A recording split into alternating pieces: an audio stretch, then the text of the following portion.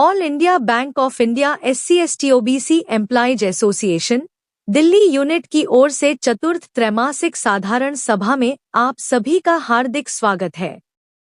प्रिय साथियों, आज हमारी यह चौथी त्रैमासिक साधारण सभा हमारे संगठन की एकता, संघर्ष और कल्याण की दिशा में एक महत्वपूर्ण कदम है। हम SC, ST और OBC कर्मचारियों के अधिकारों, उचित प्रतिनिधित्व, प्रमोशन, ट्रांसफर और न्याय के लिए निरंतर प्रयासरत हैं। इस सभा में हम बैंक में आरक्षण नीति के क्रियान्वयन, विभागीय शिकायतों के निस्तारण और सदस्यों के कल्याण से जुड़े मुद्दों पर चर्चा करेंगे। आप सभी की सक्रिय भागीदारी से हम और मजबूत होंगे। आइए डॉक्टर आम्बेडकर के सिद्धांतों, समानता, स्वतंत्रता और बंधुत्व के साथ मिलकर आगे बढ़े। सर्वप्रथम बहुजन महापुरुषों ज्योतिबा फुले बिरसा मुंडा, डॉक्टर अंबेडकर, माता सावित्रीबाई फुले, फातिमा शेख व माता रमाबाई के चित्र पर पुष्पांजलि अर्पित व दीप प्रज्वलित कर कार्यक्रम का आए हुए अतिथियों द्वारा भीमारम्भ किया गया।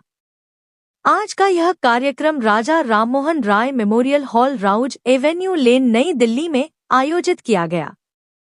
जय भीम, जय भारत, जय संविधान। Dr. Baba Saheb Ambedkar once said, "Unity is meaningless without justice, and justice is meaningless without equality."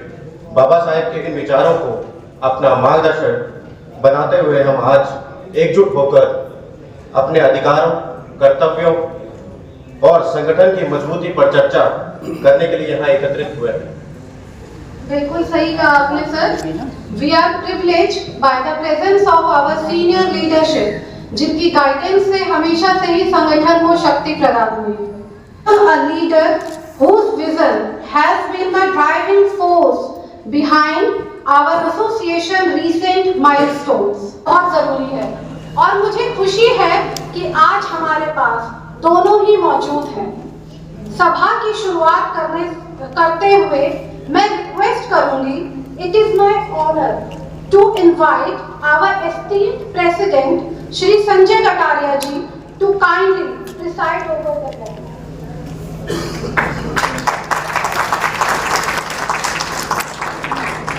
Thank you madam.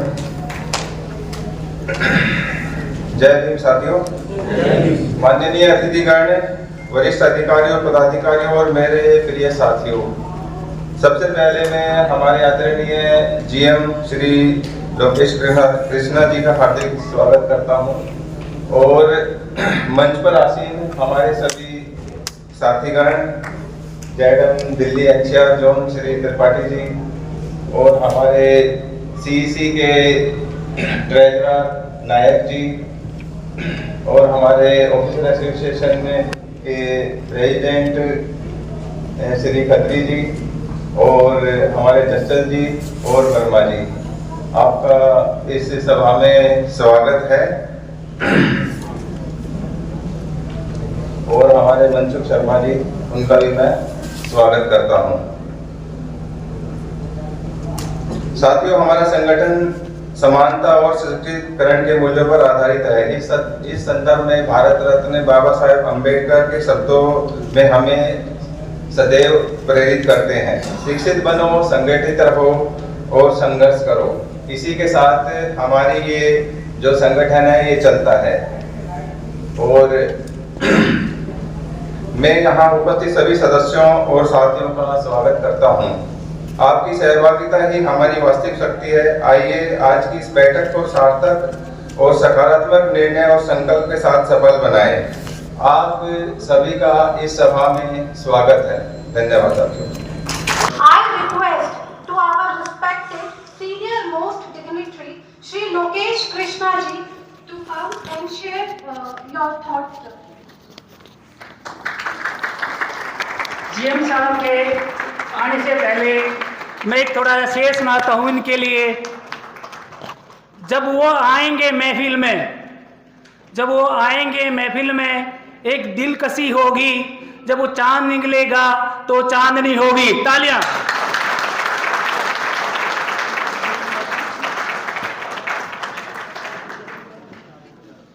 धन्यवाद आप सभी का। सुप्रभात सभी को, good morning all.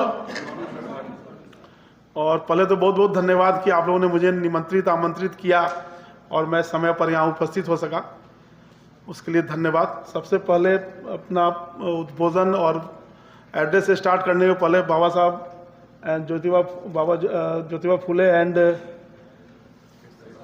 Birsa Munda तीनों को नमन करता हूँ मैं।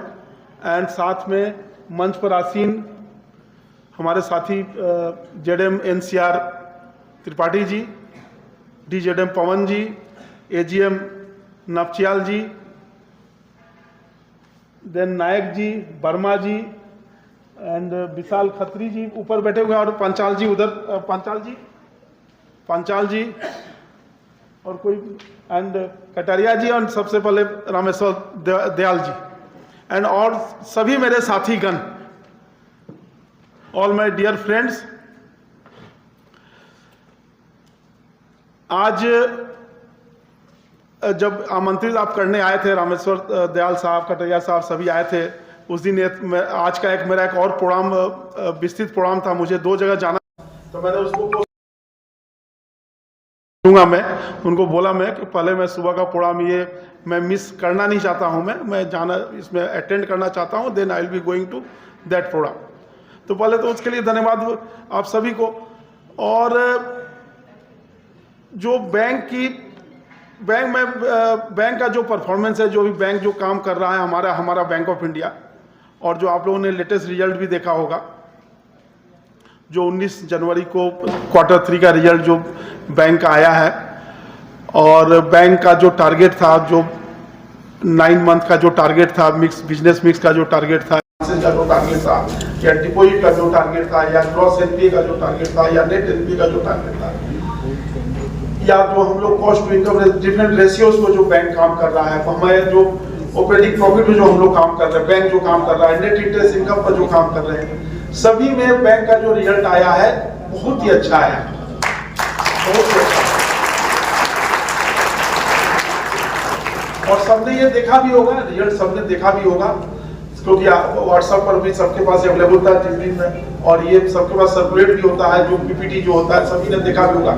लेकिन कुछ बातें मैं यहाँ पर रखना चाहूंगा। मैं बैंक मार्च 26 में क्या सोचकर चल रहे हैं, हमारा मार्च 26 का क्या टारगेट है, एंड हम लोग दिसंबर 25 में हम लोग कहां तक आए, और ये कैसे संभव हो सका है।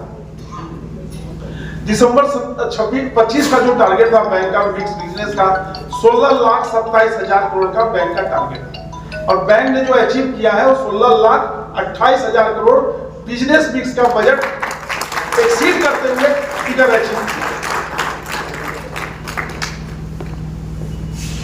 और जो हमारा टोटल एडवांसेज का जो बजट था, उससे भी हम लोग एक्सीड करते हुए, और टोटल एडवांसेज का जो फिगर आया है 9 महीने का, दिसंबर क्वार्टर तक YTD जो हम लोग का फिगर है एज ऑन 31 दिसंबर, 7,40,000 करोड़ का फिगर है, 7,40,000 करोड़, जो भी हम लोग बजट से, उसमें भी हम लोग बैंक ऑफ इंडिया ऊपर। टोटल डिपोजिट का जो ग्रोथ है, जो आउटस्टैंडिंग है, अब 16,28,740,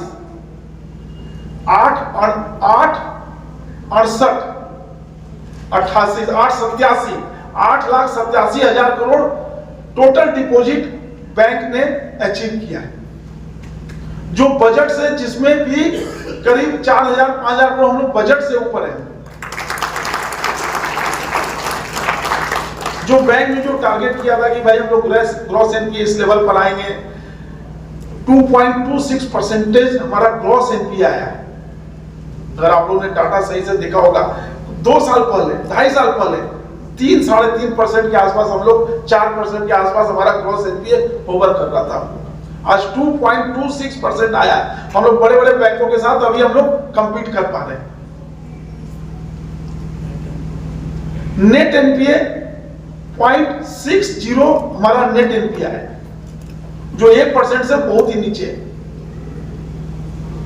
जो 2-3 जो चीजें हैं जिसमें बैंक और प्रयास कर रहा है, इस कॉम्पिटिटिव वातावरण में, इन्वायरमेंट में, सभी बैंकों के साथ हम कैसे कंपीट कर पाए, जहां हम लोग, जबकि उस फिगर में भी, कासा में भी YOY 12,000 करोड़ का ग्रोथ है, 12,000 करोड़ का ग्रोथ है कासा।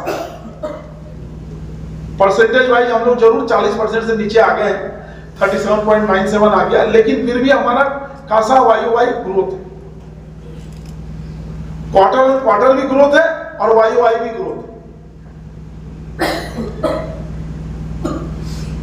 प्रॉफिटेबिलिटी की बात मैं नहीं करूंगा, जब टॉप लाइन अच्छा होता है और नेट इंटरेस्ट मार्जिन में हम लोग थोड़ा स्ट्रगल कर रहे हैं। उसका एक कारण भी है, जेन्युइन कारण में थोड़ा इंप्रूव हुआ है क्वार्टर एंड क्वार्टर, 2.57 पर हमारा नेट इंटरेस्ट मार्जिन आया, लेकिन उसमें जो 2-3 फैक्टर शामिल हैं जहां पर हम लोग और मेहनत कर सकते हैं। सभी लोग यार प्रिंट के लोग उपस्थित होंगे, सभी जब जाएंगे, वापस जब जाएंगे, जो भी मैसेज हो, आप सीनियर लेवल पर हो या आप किसी भी लेवल पर हो, जब आप जाते हैं अपने साथियों से बात करते हैं तो जाकर ये बात करने की आवश्यकता है कि जो ब्रांचेस अच्छा काम कर रही हैं उसको और कैसे हम लोग कंट्रीब्यूट कर सकते हैं, कैसे हम लोग बैंक के फिगर्स को और हम लोग अच्छा कर सकते हैं, कैसे हम लोग और अच्छा बढ़ा सकते हैं।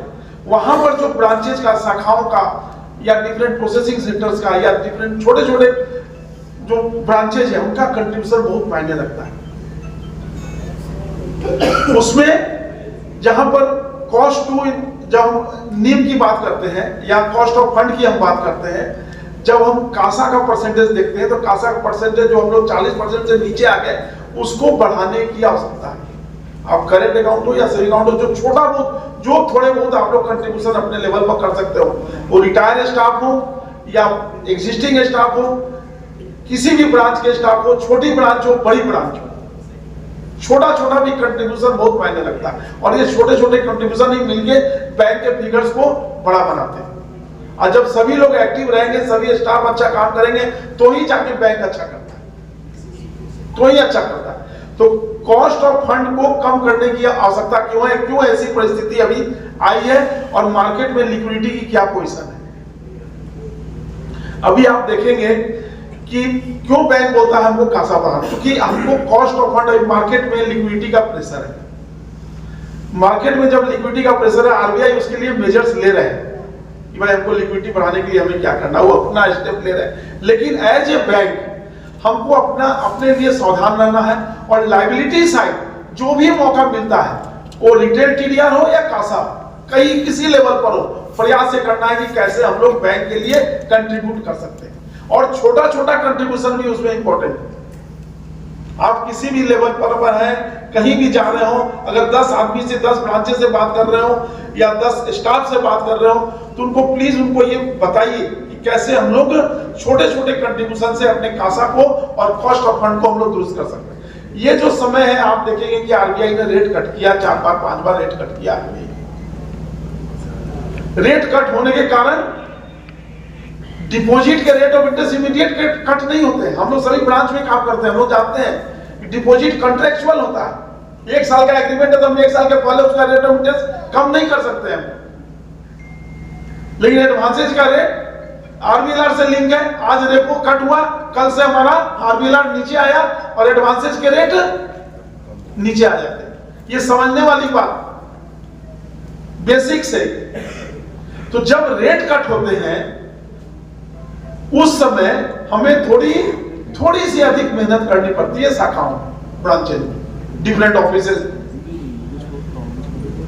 ध्यान रखना पड़ेगा कि छोटे छोटे डिपॉजिट हम लोग मोबिलाइज कर पाए, कासा मोबिलाइज कर पाए, लायबिलिटी साइड में रिटेल टीडीआर मोबिलाइज कर पाए, और जहां मौका मिले वहां पर अगर जो अभी है कि भाई 10 से 2 करोड़ 200 करोड़ तक 150 करोड़ तक अगर बल्क भी जो बैंक रेट दे रहा है उसमें मोबिलाइज करते हैं तो बैंक के एलसीआर में बहुत ज्यादा सहायता उससे प्राप्त होगी।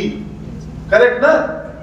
ये समझने वाली बात है। जब रेट कट हो रहा है, रेट कट अभी बहुत चांसेस है कि एक रेट कट कहीं हो या नहीं भी हो, तो आरबीआई के हाथ में, आरबीआई क्या डिसीजन लेता है। लेकिन जो पेपर्स और न्यूज और मार्केट जो बोल रही है कि एक रेट कट और होने की संभावना है। अगर होता है तो हमें और थोड़ी सी मेहनत करनी पड़ेगी। अगर नहीं होता है तो यहाँ से फिर अगर एस्टैब्लिश करता है रेट तो फिर धीरे धीरे मार्केट ऊपर की तरफ जाता है। तो जब मार्केट में ये परिस्थिति रहती है उस समय हमें कॉस्ट ऑफ फंड को सुधारने के लिए, कॉस्ट ऑफ फंड क्यों सुधारना है कि हम मार्केट में एसेट की प्राइसिंग कॉम्पिटिटिव कर सके। बात समझ, आप हाउसिंग लोन हो या लैब हो या MCLR हो या रेपो लिंक रेट हो, वहां तो कस्टमर को पास करना है बेनिफिट, और डिपॉजिट के कंट्रेक्चुअल है वो तो नीचे नहीं आ रहे, तो वहां पर कॉस्ट ऑफ फंड को सहायता देने के लिए कासा को बढ़ाने की आवश्यकता है। कासा बैंक का बढ़ा है, मैं बोला वाई बढ़ा है, लेकिन परसेंटेज वाइज हम लोग 37.97% पर है, ये ध्यान देने की आवश्यकता है।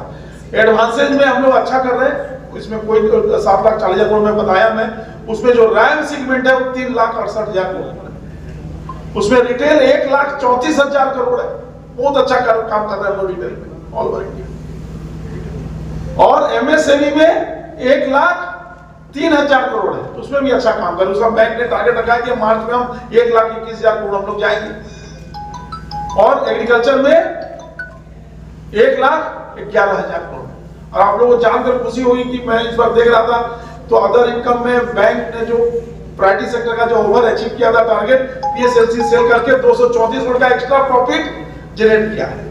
तो इस क्वार्टर में आपको दो चीजें, 2-3 बातों पर ध्यान देने की आवश्यकता है। जहां पर भी हो, जिस लेवल पर भी हो, ब्रांच में जिस लेवल पर बात कर रहे हो, लोगों से, स्टाफ से बात कर रहे हो, ये बात कीजिए। देखिए SMA में, DNPA में बैंक अच्छा कर रहा है, तो दो तरीके से हम इसको बढ़ा सकते हैं। या तो कासा और रिटेल TDR मोबिलाइज करने का प्रयास कीजिए और कासा परसेंटेज को थोड़ा बढ़ाने का प्रयास कीजिए, साथ ही साथ NPA रिकवरी पर हमको थोड़ा ध्यान देने की आवश्यकता है, जिससे प्रोविजन राइट बैक हो सके। वहां पर थोड़ी मेहनत करने की आवश्यकता है सभी ब्रांचेज में। जहां भी आप लोग मैसेज देते हो, जिस तरह की भी मैसेज चाहिए वहां मैसेज देने की आवश्यकता है। ग्रॉस NPA हमारा घटा है, 2.26% आ गया, नेट NPA हमारा घटा है, लेकिन जो कैश रिकवरी एंड अपग्रेडेशन है साल का, जो हम लोग लास्ट ईयर 9,000 बैंक ने 9,500 करोड़ का कैश रिकवरी अपग्रेडेशन किया था लास्ट ईयर। इस साल बैंक ने टारगेट रखा है 10,000 करोड़ का। और इस क्वार्टर को हमको रिकवरी में जो बचे हुए 45 दिन है, उसमें हमें थोड़ी एक्स्ट्रा एफर्ट डालकर, थोड़ा हमको छोटे छोटे अकाउंट में मेहनत करके हम लोगों, और जितना अकाउंट को 33, 32, 31 के अकाउंट है, 40 के अकाउंट है, ऐसे पढ़ के लेकर हम लोग आएंगे तो बैंक के बैलेंस शीट को सुधारने में सहायता हो। तो बैंक ओवरऑल पिक्चर ये कि अच्छा कर रहा है। मैं थोड़ी सा FGMO का भी बात कर लूं। मैं FGMO इस साल हम लोग अच्छे पोजीशन पर हैं, अच्छा कर रहे हैं। और बिजनेस मिक्स का बजट हम लोग जो 83 करोड़ का था मार्च 26 का, वो ऑलरेडी हम लोग ओवर अचीव कर चुके हैं। और दो जोन ने ओवर अचीव किया है, एंड वो मार्च 26 का बजट अचीव हो चुका है। डिपॉजिट के बजट हम लोग काफी अच्छे से एक्सीड कर चुके हैं। एडवांसेस के बजट, रैप सेगमेंट का बजट हम लोग अचीव कर रहे हैं। सितंबर में अचीव किया था, दिसंबर में भी काफी नजदीक थे, और मार्च में भी हम लोग रैप सेगमेंट का बजट हम लोग अचीव कर रहे हैं। और टोटल एडवांसेज में C&IC, चूंकि रिकवरी हमारी काफी बड़े बड़े अकाउंट्स में रिकवरी आ रही है, तो C&IC एडवांसेज में थोड़ा प्रेशर है वहां। लेकिन rap segment, mix business and total deposit we are achieving, जिसमें cash recovery and upgradation NPA भी बजट अचीव इस बार 573 करोड़ का जो हम लोग का क्वार्टर 4 का बजट है, वो भी हम लोग अचीव करने के काफी नजदीक है। Cash recovery and upgradation SMA और DNPA में all India, pan India, FGMO new Delhi, अब चारों जोन अपने SMA का बजट अचीव करके, DNPA का बजट अचीव करके पैन इंडिया हम लोग नंबर 1 पर हम लोग चल रहे हैं, दोनों पैरामीटर। लेकिन यहाँ पर दो चीज बहुत इंपॉर्टेंट है कि ये सिर्फ मेरे प्रयास का नतीजा नहीं है, ना JDM साहब का प्रयास का नतीजा है, ना किसी JDM का। ये स्टाफ का जो कंट्रीब्यूशन होता है, फील्ड का जो कंट्रीब्यूशन होता है, वही चीज बात आगे निकल कर आती है। जब फील्ड अच्छा काम करता है, लोग अच्छा काम करते हैं, सभी ब्रांचेज अच्छा काम करती है, तो ऑटोमेटिक जोन और FGMO अच्छा काम करता है। ये मैसेज जाना चाहिए ब्रांच के अंदर, फील्ड में ये मैसेज जाना चाहिए कि भाई हम लोग अच्छा काम कर रहे हैं, थोड़ा और मेहनत करने की आवश्यकता है। बचे हुए 45-50 दिन जो हमारे पास 14 फरवरी हो चुका है, 14 दिन इधर बचते हैं, 31 दिन उधर बचता है, 45 दिन हमारे पास बचे हुए हैं। तो 45 दिन में जितना भी हम लोग कंट्रीब्यूट कर सकते हैं, उसमें हम लोग प्रयास ये करें, अच्छा काम हम लोग करें, और बैंक को और आगे अग्रसर करने का, ग्रोथ स्टोरी में पार्टिसिपेट करते हुए और आगे ले जाने का हम लोग प्रयास करें।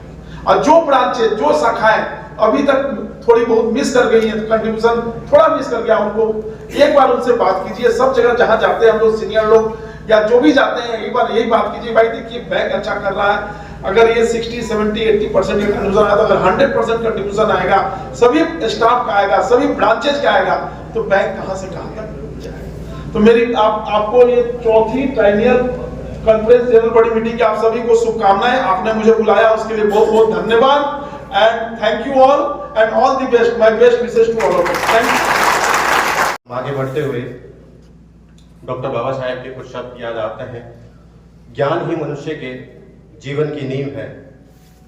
आज के आपके संबोधन ने उस ज्ञान और मार्गदर्शन को और सशक्त किया है। मैं अब new Delhi NCR जेडम Shri Ajay Singh Tripathi sir से रिक्वेस्ट करूंगा।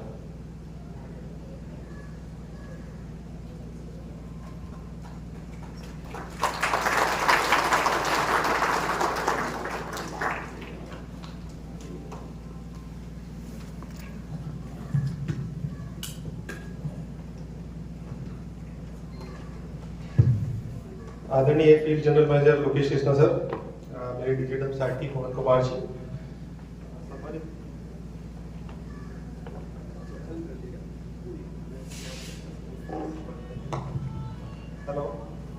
हेलो सॉरी, सम्मानित मंच पर सर्वप्रथम Ramesh Dayal ji general secretary president Kataria जी, मंच पर विराजमान नायक साहब, शर्मा जी, वर्मा जी, कटारिया जी, खत्री जी और विभिन्न संगठनों से के पदाधिकारी और मेरे साथियों, आप सबको नमस्कार। आप सबका बहुत बहुत धन्यवाद इस आयोजन में आज बुलाने के लिए। आयोजन बहुत ही वास्तव में शानदार है और मैं देख रहा हूँ आज दिल्ली का मौसम भी इसको बहुत अच्छे से सपोर्ट कर रहा है। धूप खिली हुई है और बड़ा अच्छा समय बंधा हुआ है और उसके ऊपर साहब का जो उद्बोधन रहा वो बहुत ही एकदम प्रेरणादायक रहा। उसके लिए भी साहब का बहुत बहुत धन्यवाद। ये आप आज जो आयोजन है उसके लिए मैं आपको एक चीज अश्योर करना चाह रहा हूँ कि जिस उद्देश्य के साथ में ये संगठन बना है और जिस उद्देश्य के साथ में ये जो आपकी कार्यकारिणी बनी है वो उनकी हमारी मीटिंग होती है क्वार्टरली बेसिस के ऊपर और जैसे अभी हम संविधान की प्रियम्बल भी पढ़ रहे थे तो जो सारे उद्देश्य उसमें डिफाइन किए गए हैं वो हम इंश्योर करते हैं कि ये ट्रू सेंस के अंदर फुलफिल हो। उसका मैं आपको अश्योर करता हूँ और होता है और हम इंप्लीमेंट करते हैं। आपके जो प्रतिनिधि हैं वो प्रखर रूप से इस चीजों को लेते हैं हमारे साथ में और हम हमेशा इंश्योर करते हैं कि ऐसा हो।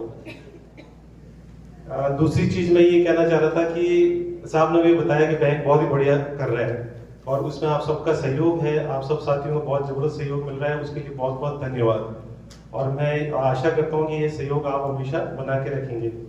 बैंक बहुत अच्छा कर रहे हैं लेकिन आपने देखा होगा कि हमारे देश में माननीय प्रधानमंत्री जी ने एक विजन लिया है कि हम देश को विकसित देशों की श्रेणी में ले जाएंगे, विकसित देश 2047 के अंदर बनाएंगे देश को और उसके अनुरूप बैंकों से भी एक एक्सपेक्टेशन की गई है कि उस लेवल के बैंक हमारे देश के अंदर होने चाहिए।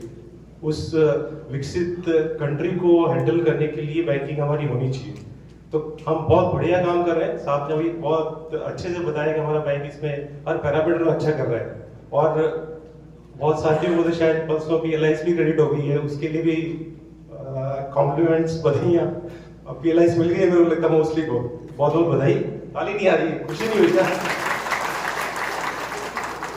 मैं तो उल्टा आह्वान ये करने वाला था कि 15% मिला तो नेक्स्ट टाइम हम टारगेट करें कि ज्यादा परसेंट कितना और नेक्स्ट लेवल क्या है 30% होगी शायद तो है मैक्सिमम है क्या? चलो हाँ ठीक है, बहुत बढ़िया। तो वो हम नेक्स्ट टाइम भी उसके लिए प्रयास करें। सामने उसके लिए ऑलरेडी बहुत प्रेरित किया है और साथ में रिक्वेस्ट ये भी है कि जो विकसित भारत बनना है उसके लिए जो हमारे बैंक को मजबूत बनाना है उसके लिए मेरा सबसे निवेदन है कि उसके लिए हम प्रयास करें, क्योंकि बैंकिंग इंडस्ट्री में बहुत सारे चैलेंजेस बहुत से हैं।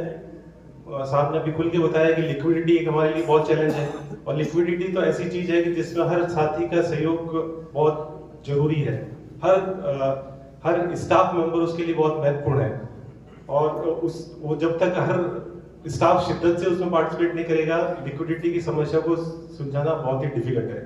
क्योंकि बेसिकली जो बैंकिंग हम क्या बोलते हैं, banking is deposit mobilisation and बाद में लेंडिंग।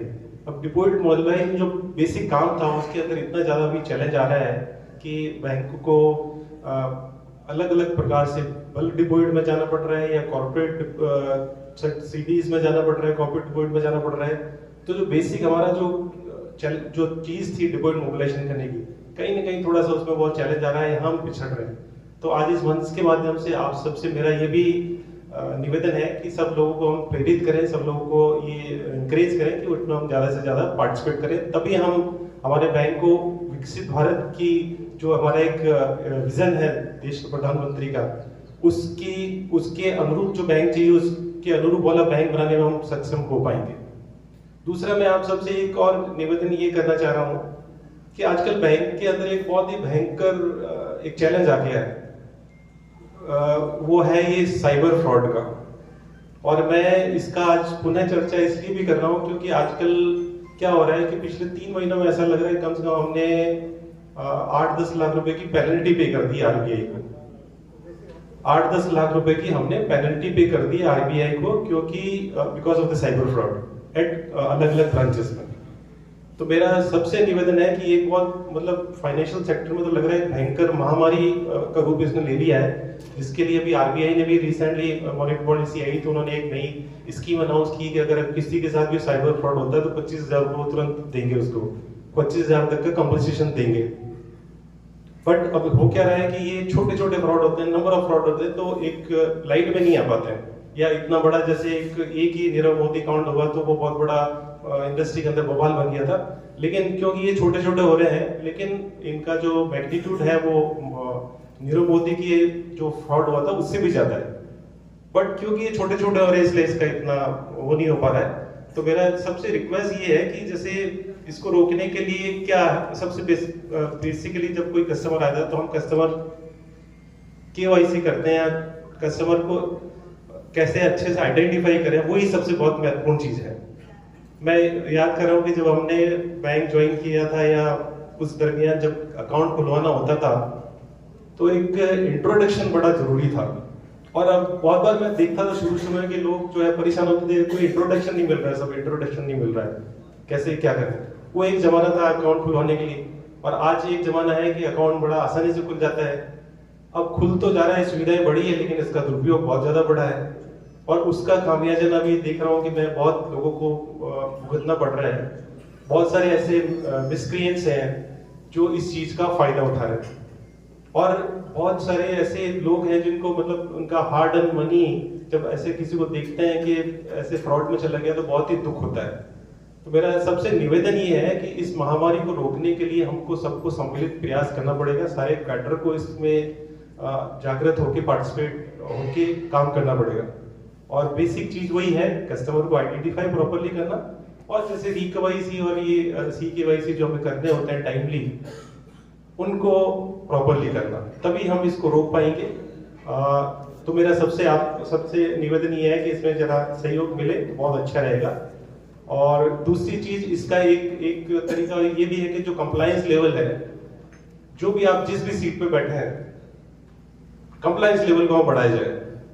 देखें कि जो भी रूल्स रेगुलेशन सर्कुलर पॉलिसी उस सीट से रिलेटेड है उनको फॉलो किया जाए, तभी इस चीज को हम रोक पाएंगे। अंततः मैं यही कहूंगा कि आज ये जो ट्राइएनियल कॉन्फ्रेंस और जनरल बोर्डिंग मीटिंग है उसके लिए आप सबको शुभकामनाएं, और विशेष रूप से जो कार्यकारिणी सदस्य हैं जिन्होंने आयोजन किया उनका बहुत बहुत धन्यवाद कि उन्होंने यह आमंत्रण किया और हमारे विचार शेयर करने का मौका दिया। और आयोजन बहुत ही अच्छा है, उसकी ग्रेट सक्सेस के लिए मैं बहुत बहुत शुभकामनाएं देता हूँ। एक मेरे लिए सुखद मौका आज ये भी रहा कि मेरा ये तीसरा जोन का एज ए जोनल लीडर हूँ मैं, तो मेरे पुराने तीनों जोन के साथी यहाँ मिल गए मेरे को, तो वो बहुत ही एक सुखद अनुभव रहा मेरे को। वर्मा जी बैठे हैं मंच पे, हमारे साथ जोधपुर में थे, और जो है कमल जी बैठे हैं अमृतसर में थे, तो बहुत अच्छा लगा आज इस सभा में आके। तो मैं पुनः एक बार आप सबको शुभकामनाएं देता हूँ इस आपके आज के प्रोग्राम की ग्रेट सक्सेस के लिए। बहुत बहुत धन्यवाद। बाबा साहब अम्बेडकर जी ने कहा था, ऑर्गेनाइज, एजुकेट, एजिटेट। एसोसिएशन के माध्यम से श्री विशाल खत्री जी ने इन तीनों ही शब्दों का पूर्ण रूप से साकार रूप दिया है। I request President Bank of India Officers Association, Shri Vishal Khatri ji, to come on stage and share your thoughts, sir.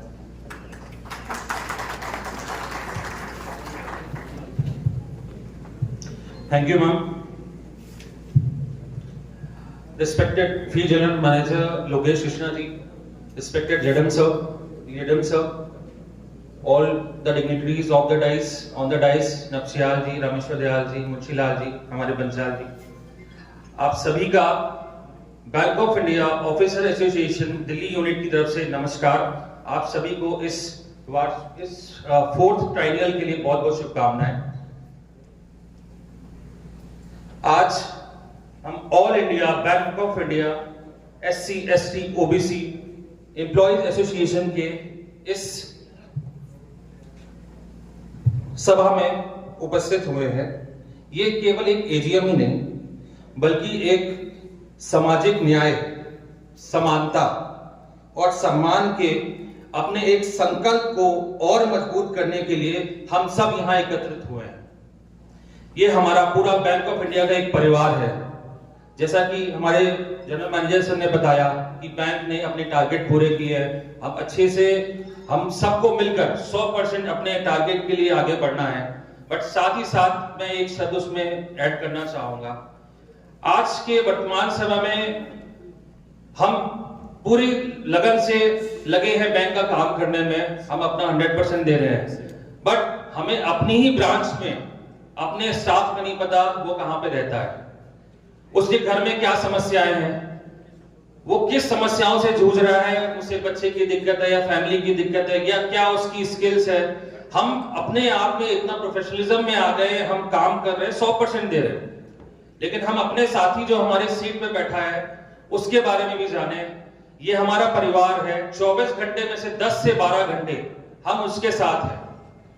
ये हमारा बैंक ऑफ इंडिया का परिवार है, हम सब साथ हैं। हमें आपस में सबके बारे में जानना है, सबके बारे में समझना है, किसी के घर में कोई दिक्कत है उसके बारे में जानना है। जब एक संगठन इस परिवार की तरह आगे बढ़ेगा तो 16 लाख करोड़, 17 लाख करोड़, 20 लाख करोड़ जीएम सर ये सारी चीजें अचीव होंगी और ये हमारी पूरी बैंक ऑफ इंडिया की टीम लक्ष्य करेगी।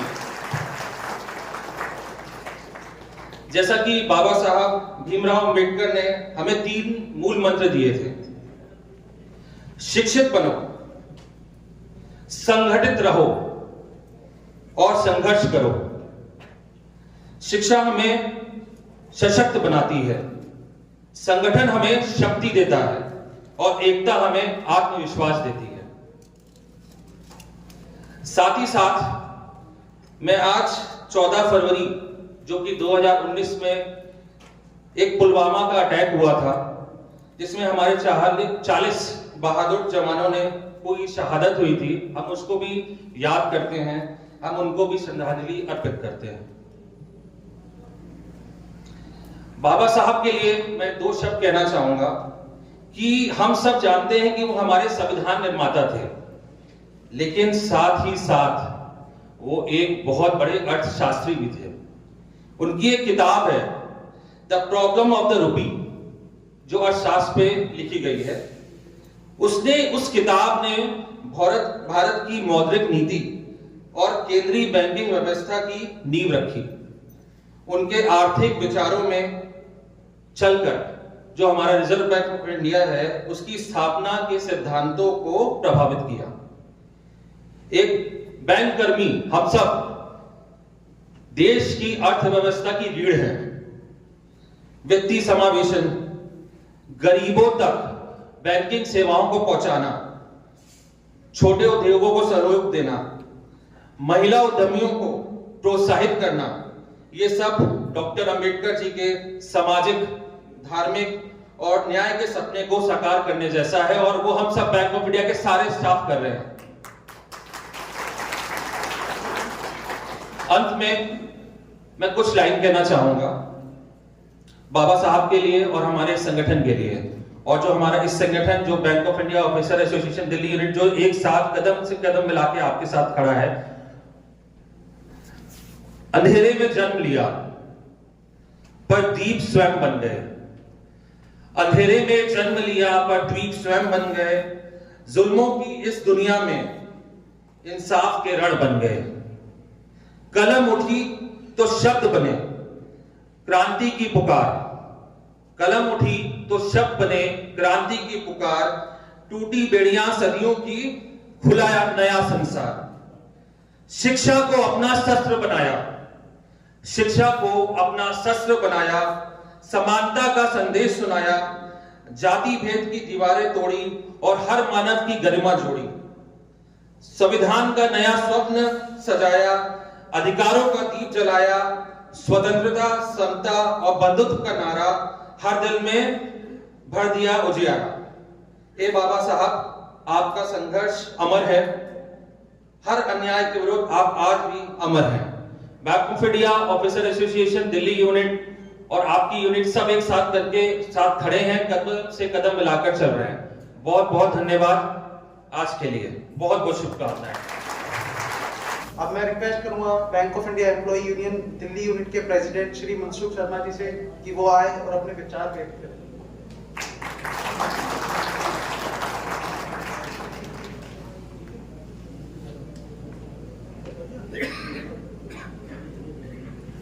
Thank you Pradeep ji.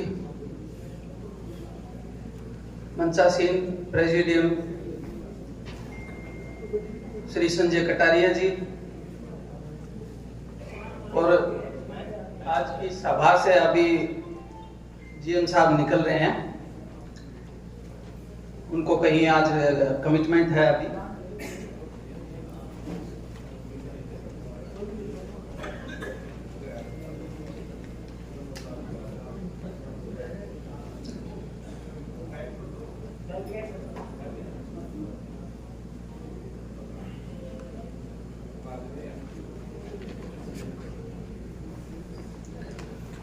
energetic and able leader, Zonal Manager NCR Delhi Zone, Shri Hari Krishna Nayak ji, केवल राम जी, वर्मा जी,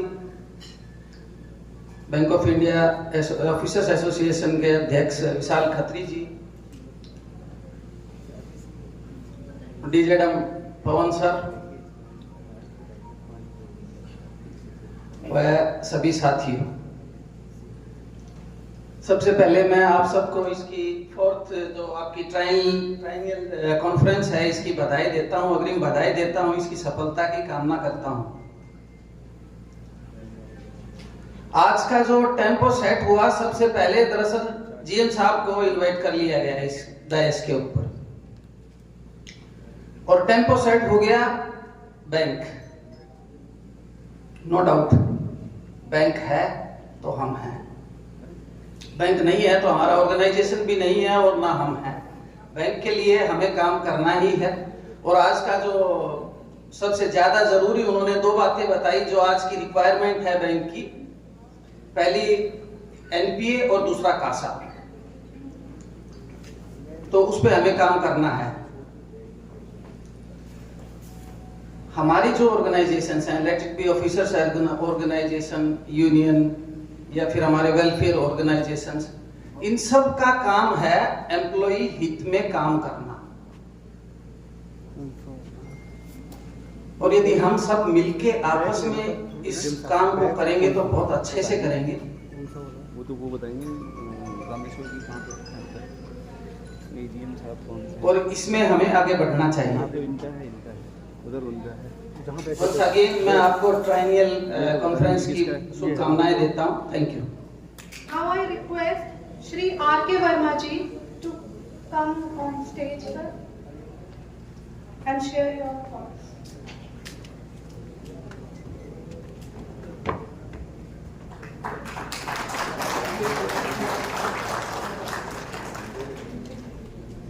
Thank you, madam.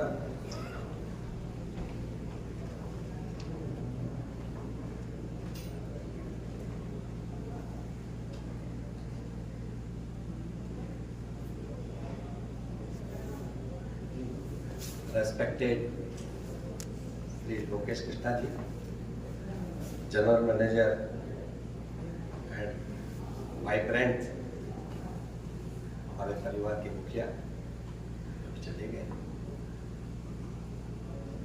Another dignity and very vibrant General Manager Delhi NCR Sri Ajay Tripathi ji,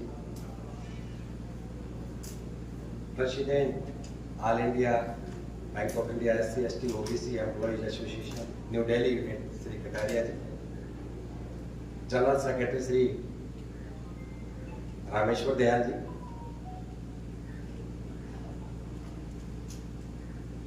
President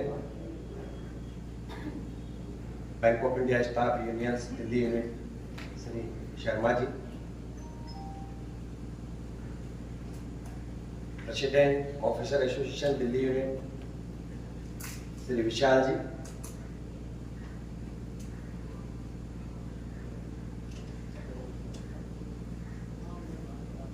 Sri Keval Ram ji,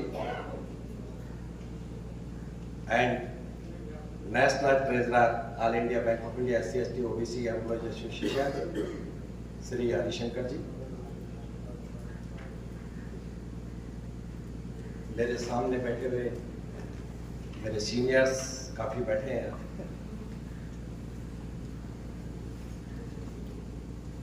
Rajasthan से एक deputy जी हम बैठे हुए हैं जो अभी chief manager की हैसियत से काम कर रहे हैं, श्री डी.के. सिंघड़ जी. आप सबका दिल्ली की इस 4th triennial conference and general body meeting में स्वागत है. मैं इसकी सफलता की कामना करता हूं. अभी थोड़ी देर पहले बैंक की प्लानिंग और रूपरेखा रेस्पेक्टेड एफजी सर, उसके बाद में रेस्पेक्टेड त्रिपाठी सर ने हमें बहुत अच्छे से बताई.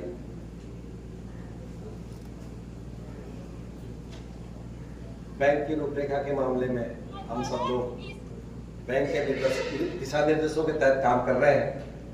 मैं राजस्थान की एक कहावत है जिसमें मैं आपसे शेयर करना चाह रहा था. ये पीएलआई मेरी बड़ी हंस की विषय है, सबको मिला है. साथियों, कुएं में पानी होगा तो बाल्टी में जरूर रहेगा. मैं अभी एक हसमुख जी ने बताया कि बैंक है तो एसोसिएशन. इन सभी बातों से सहमत होते हुए आज की सभा का उद्देश्य, हमारे संगठन का उद्देश्य, हमारे संगठन को संगठित रहने की जरूरत,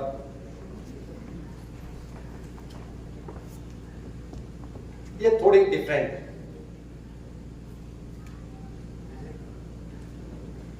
मैं यहाँ ये भी शेयर करना चाहता हूं कि अब 50,000 एम्प्लॉइज में से 29,000 एम्प्लॉइज जो बैंक ऑफ इंडिया में है वो SC/ST एंड OBC से बिलोंग करते हैं. तो बैंक की ऊंचाइयों में और बैंक की प्रगति में इन 29,000 कंधों का भी बराबर हाथ है.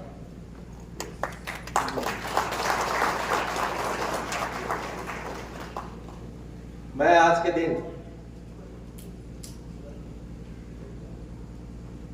ये विश्वास इस मंच से महसूस मैं अपने जोन में कर चुका और अब सब जगह दिल्ली में भी देख रहे हैं, पूरे भारत में देख रहे हैं कि जिन महत्वपूर्ण मुद्दों को लेकर के हमारे लोग पहले आगे आते थे वो उनका प्रयास था जिसमें हम डिस्क्रिमिनेशन की बात करें उससे उसका विरोध करते थे. आज समय सामंजस्य की तरफ जाता है, लेकिन किसी व्यक्तिगत संकीर्णता की वजह से जो संवैधानिक गोल है उनकी उपेक्षा करके भी कई बार वो गलती कर जाते हैं. लेकिन ये संगठन मूक दर्शक नहीं, यह उसका बारीकी से विश्लेषण देखता है अध्ययन करता है और उसका माकूल जवाब देता है। इसलिए इस संगठन की बहुत बड़ी आवश्यकता अनवरत रहे।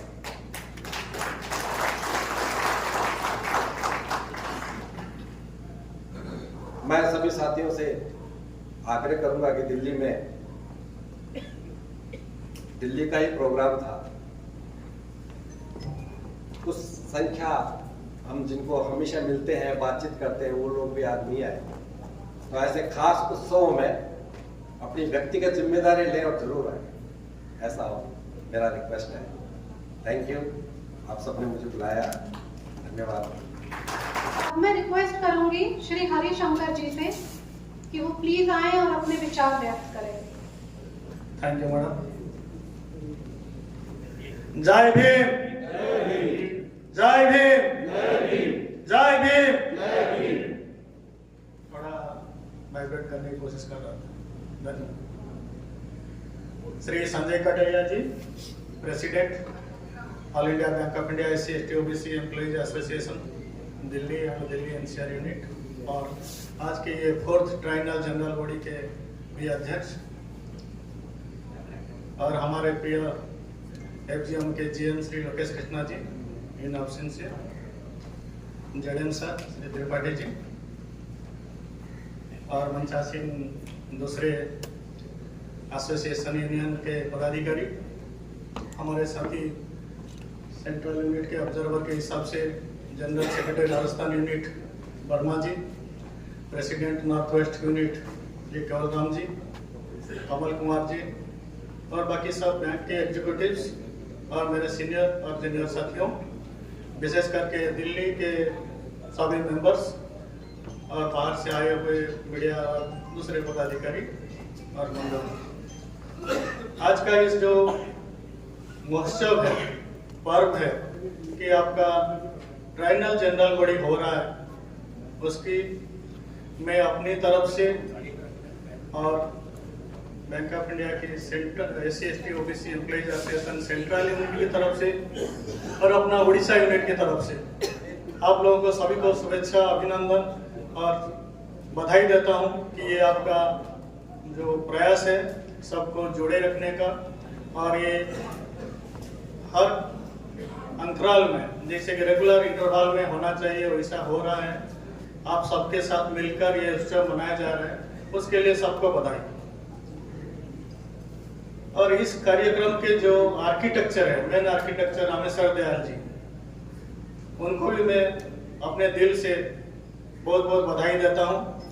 और विशेष करके मैं ये सिर्फ एक ही बात बोलना चाहूँगा कि आप लोग जो दिल्ली और दिल्ली NCR के मेंबर्स हैं, शायद आपको लोगों को भी मालूम होगा, फिर भी मैं बताना चाहूँगा, मैं अपने आप को नहीं रोक पा रहा हूँ कि सीनियर हमेशा सीनियर होते हैं, एक्सपीरियंस हमेशा काम करता है। इतना बड़ा मुद्दा जो हमारा सेंट्रल यूनिट सॉल्व नहीं कर पा रहा था, उसको इन दोनों ने, संजय कटरिया जी और रामेश्वर दयाल जी ने अपने अनुभव से सेंट्रल यूनिट के पास गए थे भी सॉल्व के लिए, लेकिन वहां जब उनका मसला हल नहीं हुआ तो आपस में मिल बैठ के बात करके जो मसला उन्होंने हल किया है, उसका एग्जाम्पल हम आज देख रहे हैं, हमारे सामने हैं कि केवल राम जी और कमल कुमार जी हमारे साथ हैं आज। आप लोगों को शायद मालूम होगा, आपका यूनिट का जो मसला था नॉर्थ वेस्ट और दिल्ली का, वो आपस में बैठकर ये सुलझा है। इसी तरह ऐसा कोई इशू नहीं है जो हम सॉल्व ना कर सके, या मैनेजमेंट हमारे पक्ष में नहीं है, ऐसा सोचना भी नहीं है। हमारा एसोसिएशन वेलफेयर एसोसिएशन है, हम हमारे मेंबर्स के वेलफेयर के बारे में सोचते हैं। अगर हम कुछ डिमांड भी रखते हैं, मैनेजमेंट उसको उसी तरह से ही सोचेगा जैसा कि उनके पास पॉलिसी है या बैंक का गाइडलाइन है, उसके हटकर कोई कुछ नहीं देगा। तो इसीलिए हमारे पास जो गाइडलाइन है और दिग्दर्शन है या जो लिमिटेशन है, उसी के अंदर ही हम ये एसोसिएशन आगे बढ़ाते हैं। मैसेज भी वही है, हम अगर काम कर रहे हैं बैंक में तो गलतियां होती ही रहेगा, होगा भी, तो आंख कान खुलकर करिए। और सबसे बड़ा है कि अपना जो नॉलेज है उसको थोड़ा बढ़ाइए, और उसी हिसाब से अपना जो नॉलेज के हिसाब से या अपना जो डेलीगेशन है या अपना जो करने का जो भी अपने को मतलब रखता है या अपना स्किन बचाने के लिए जो काम करना है बैंक का पॉलिसी के अनुसार, गाइडलाइन के अनुसार उतना ही कीजिए। 100% हम लोग दे रहे हैं, डेडिकेटेड भी हो रहे हैं या सब कुछ हो रहा है, लेकिन उसके साथ हम वर्क लाइफ बैलेंस भी देखते हैं, लेकिन उसी के चलते भी कुछ गलतियां हो जाती है।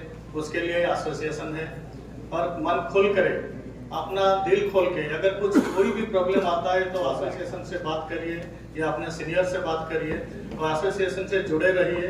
ये हमारे भलाई के लिए है, हमारे वेलफेयर के लिए है, इसके साथ बने रहिए। और फिर एक बार फिर मैं आपका ये 4th ट्राइनल जनरल बॉडी की शुभकामना करता हूँ और हम बहुत बहुत सक्सेस होने की उम्मीद करता हूँ। धन्यवाद। रिस्पेक्टेड जीएम साहब,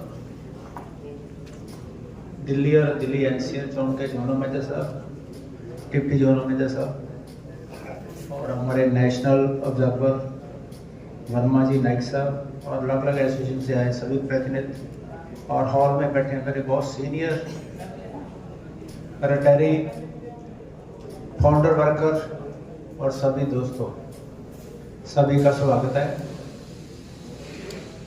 आज हम जिस कार्यक्रम के लिए इकट्ठे हुए हैं, दिल्ली और दिल्ली एनसीआर जोन के जो जनरल बॉडी की मीटिंग की इलेक्शन जो सिलेक्शन होने जा रही है, उसके लिए मैं दोनों जोन के प्रतिनिधियों को बधाई देना चाहता हूं और आशा करता हूं, और पहले भी ये जो मैंने 3 साल पहले इसको अटेंड किया था।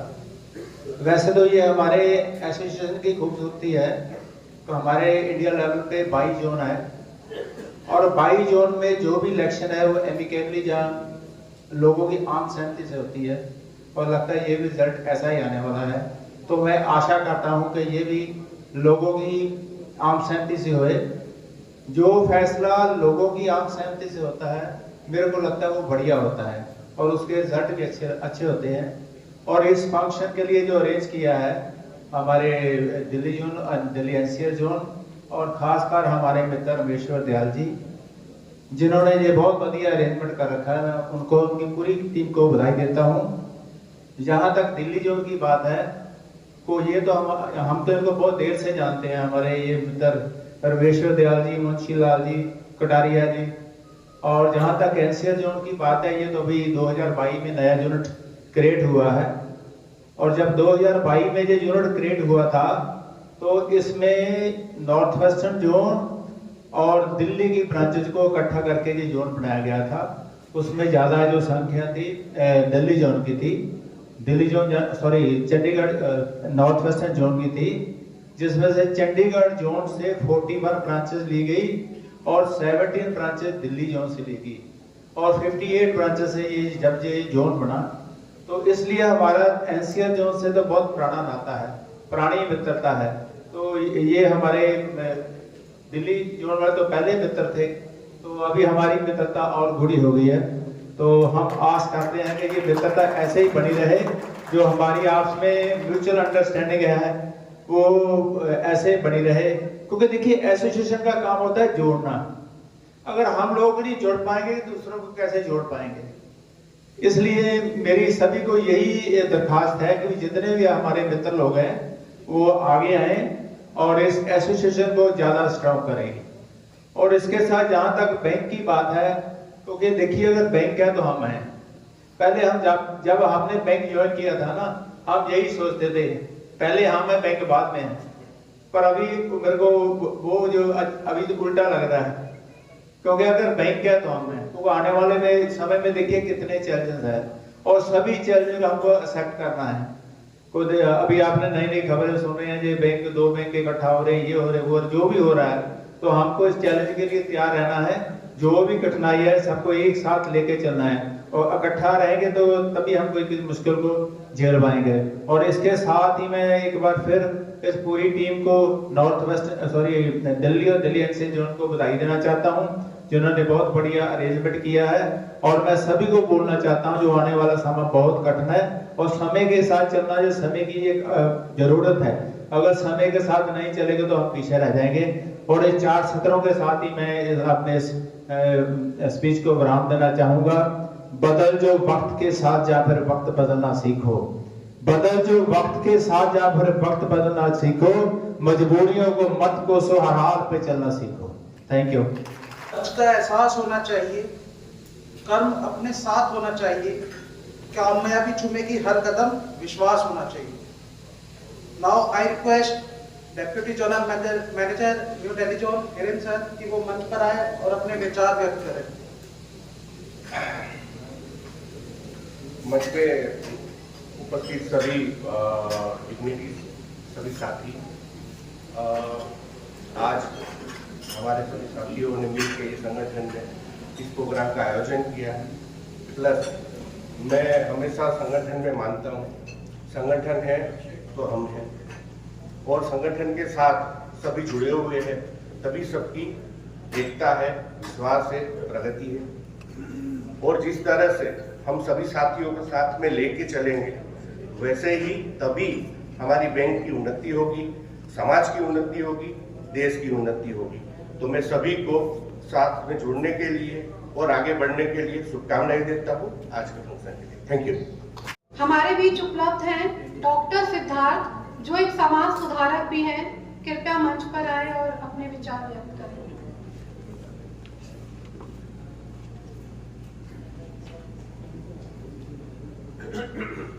साथियों,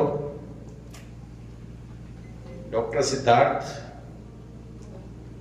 का परिचय मुझे देने के लिए आना पड़ा। उनकी वेशभूषा पे मत जाइए। फ्रीलांस पत्रकार हैं, साहित्यकार हैं, लेखक हैं, चिंतक हैं और अनेकों किताबों के लेखक हैं। फॉरवर्ड प्रेस, जनचौक आदि में और भी डिफरेंट उसमें तो, और मेरे मित्र हैं। इनको यहाँ बुलाने का मकसद थोड़ा सोशल अवेयरनेस के एंगल से इनको यहाँ बुलाया है। वो मेरे अनुरोध पर यहाँ आए हैं, मैं उनको आभार व्यक्त करता हूँ। Thank you doctor Siddharth. जय भीम, नमो बुद्धाय। एक तो कपड़ों से ना पहचाना जाए, किसी को भी कपड़ों से ना पहचाना जाए, क्योंकि दाढ़ी से भी ना पहचाना जाए, हो सके तो चुर्की से भी ना पहचाना जाए। आदमी को अगर आदमी होने से पहचाना जाए तो ज्यादा बेहतर होगा।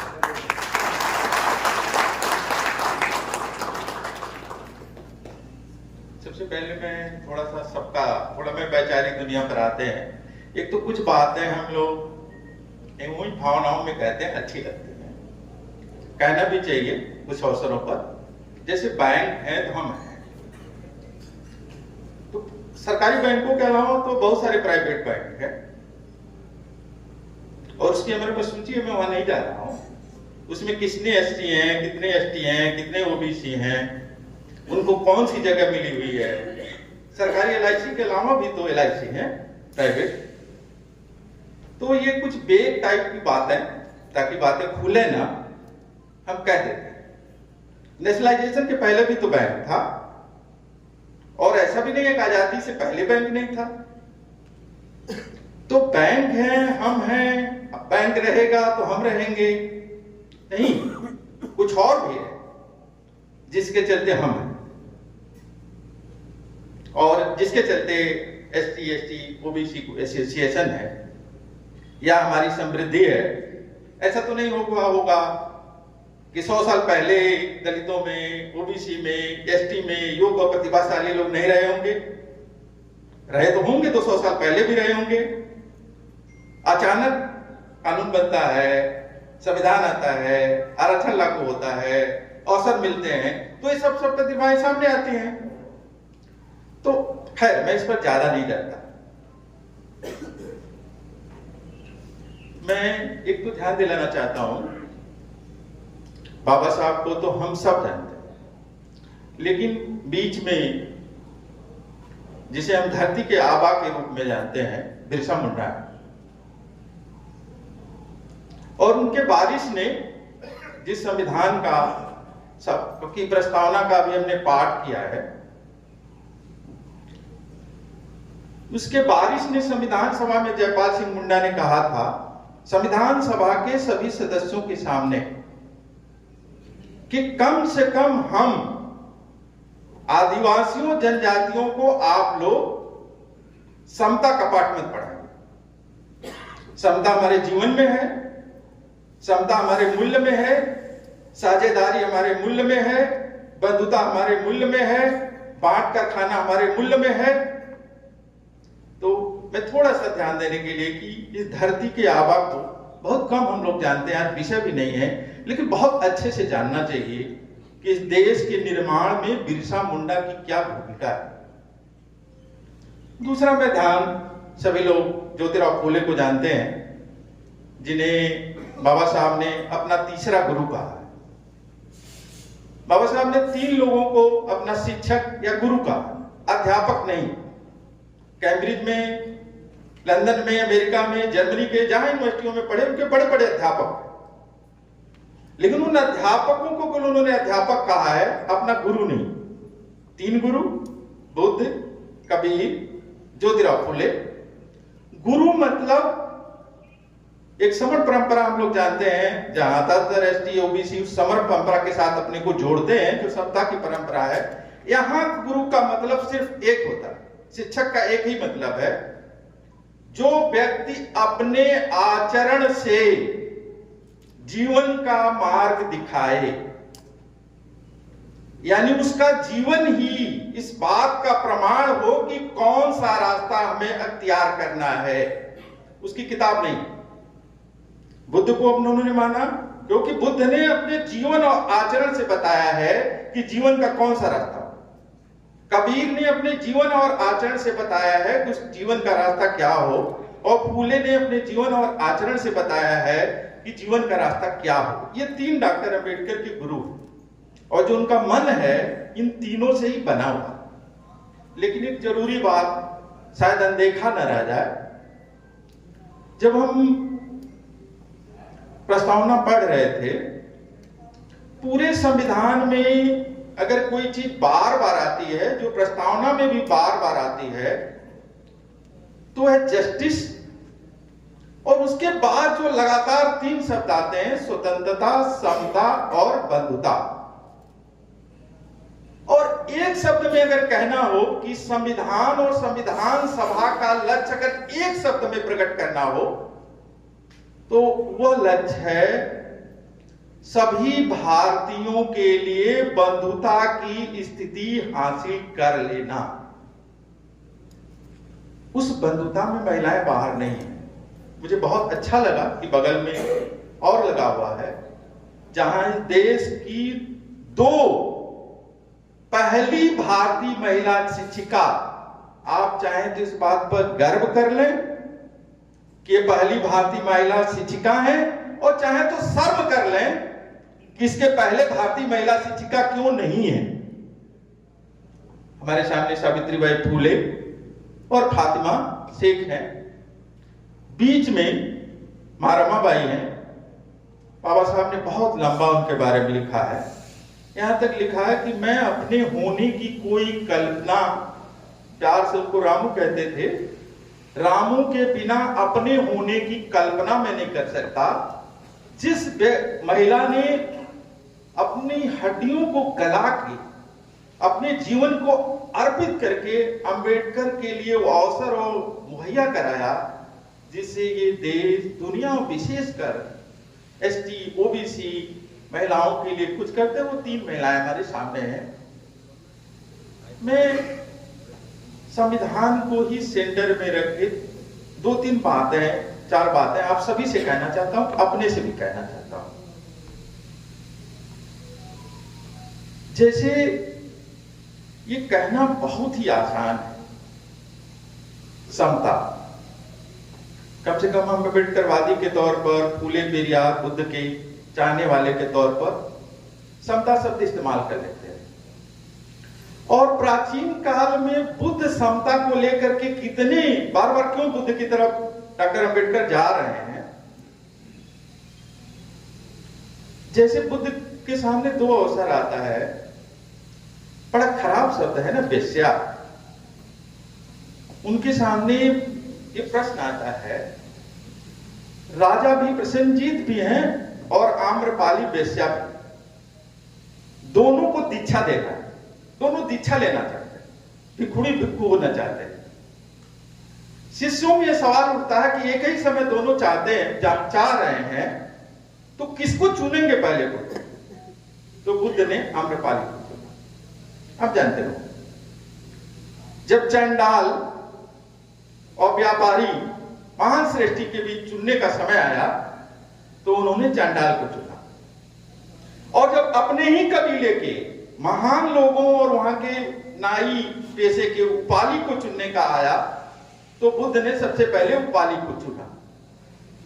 थोड़ा सा कबीर, मतलब मुझे तो आश्चर्य होता है साहित्य के विद्यार्थी के तौर पर कि बाबा साहब की इतनी तीक्ष्ण दृष्टि, हिंदी पट्टी के कबीर को यहां से पहचान गए। और दूसरा ग्रुप कहते हैं कबीर वो आदमी है, वही बंधुता वहीं ले जाती है। जो भारतीय संविधान का अंतिम लक्ष्य है जिसे पाना है वो है बंधुता। बंधुता मतलब वो स्थिति कि कम से कम भारत का कोई आदमी किसी भी पैमाने पर, वो चाहे वर्ण का पैमाना हो, जाति का पैमाना हो, लिंग का पैमाना, उसके काम का पैमाना, उसके रंग का पैमाना, उसके वस्त्र का पैमाना, उसकी बोली का पैमाना, उसके धर्म का पैमाना, किसी भी व्यक्ति को कोई दूसरा व्यक्ति गैर न लगे तो निगेटिव बात है। जब ऐसा लगने लगे हर भारतीय को कि हर भारतीय उसका अपना है, बिल्कुल ही पराया नहीं, इसके लिए दो तत्व चाहिए जो बार बार अम्बेडकर, फुले, पेरियार, बुद्ध कहते हैं। ये बहुत ही गहरा प्रेम। लेकिन डॉक्टर अम्बेडकर साफ कहते हैं कि दो गैर बराबर लोगों में गहरा प्रेम हो नहीं सकता है, प्रेम का नाटक हो सकता है। अगर दो लोग गैर बराबरी के संबंध में रह रहे हैं, गैर बराबरी का जीवन जी रहे हैं, तो कभी भी उसमें गहन प्रेम नहीं हो सकता जिसमें बंधुता आए।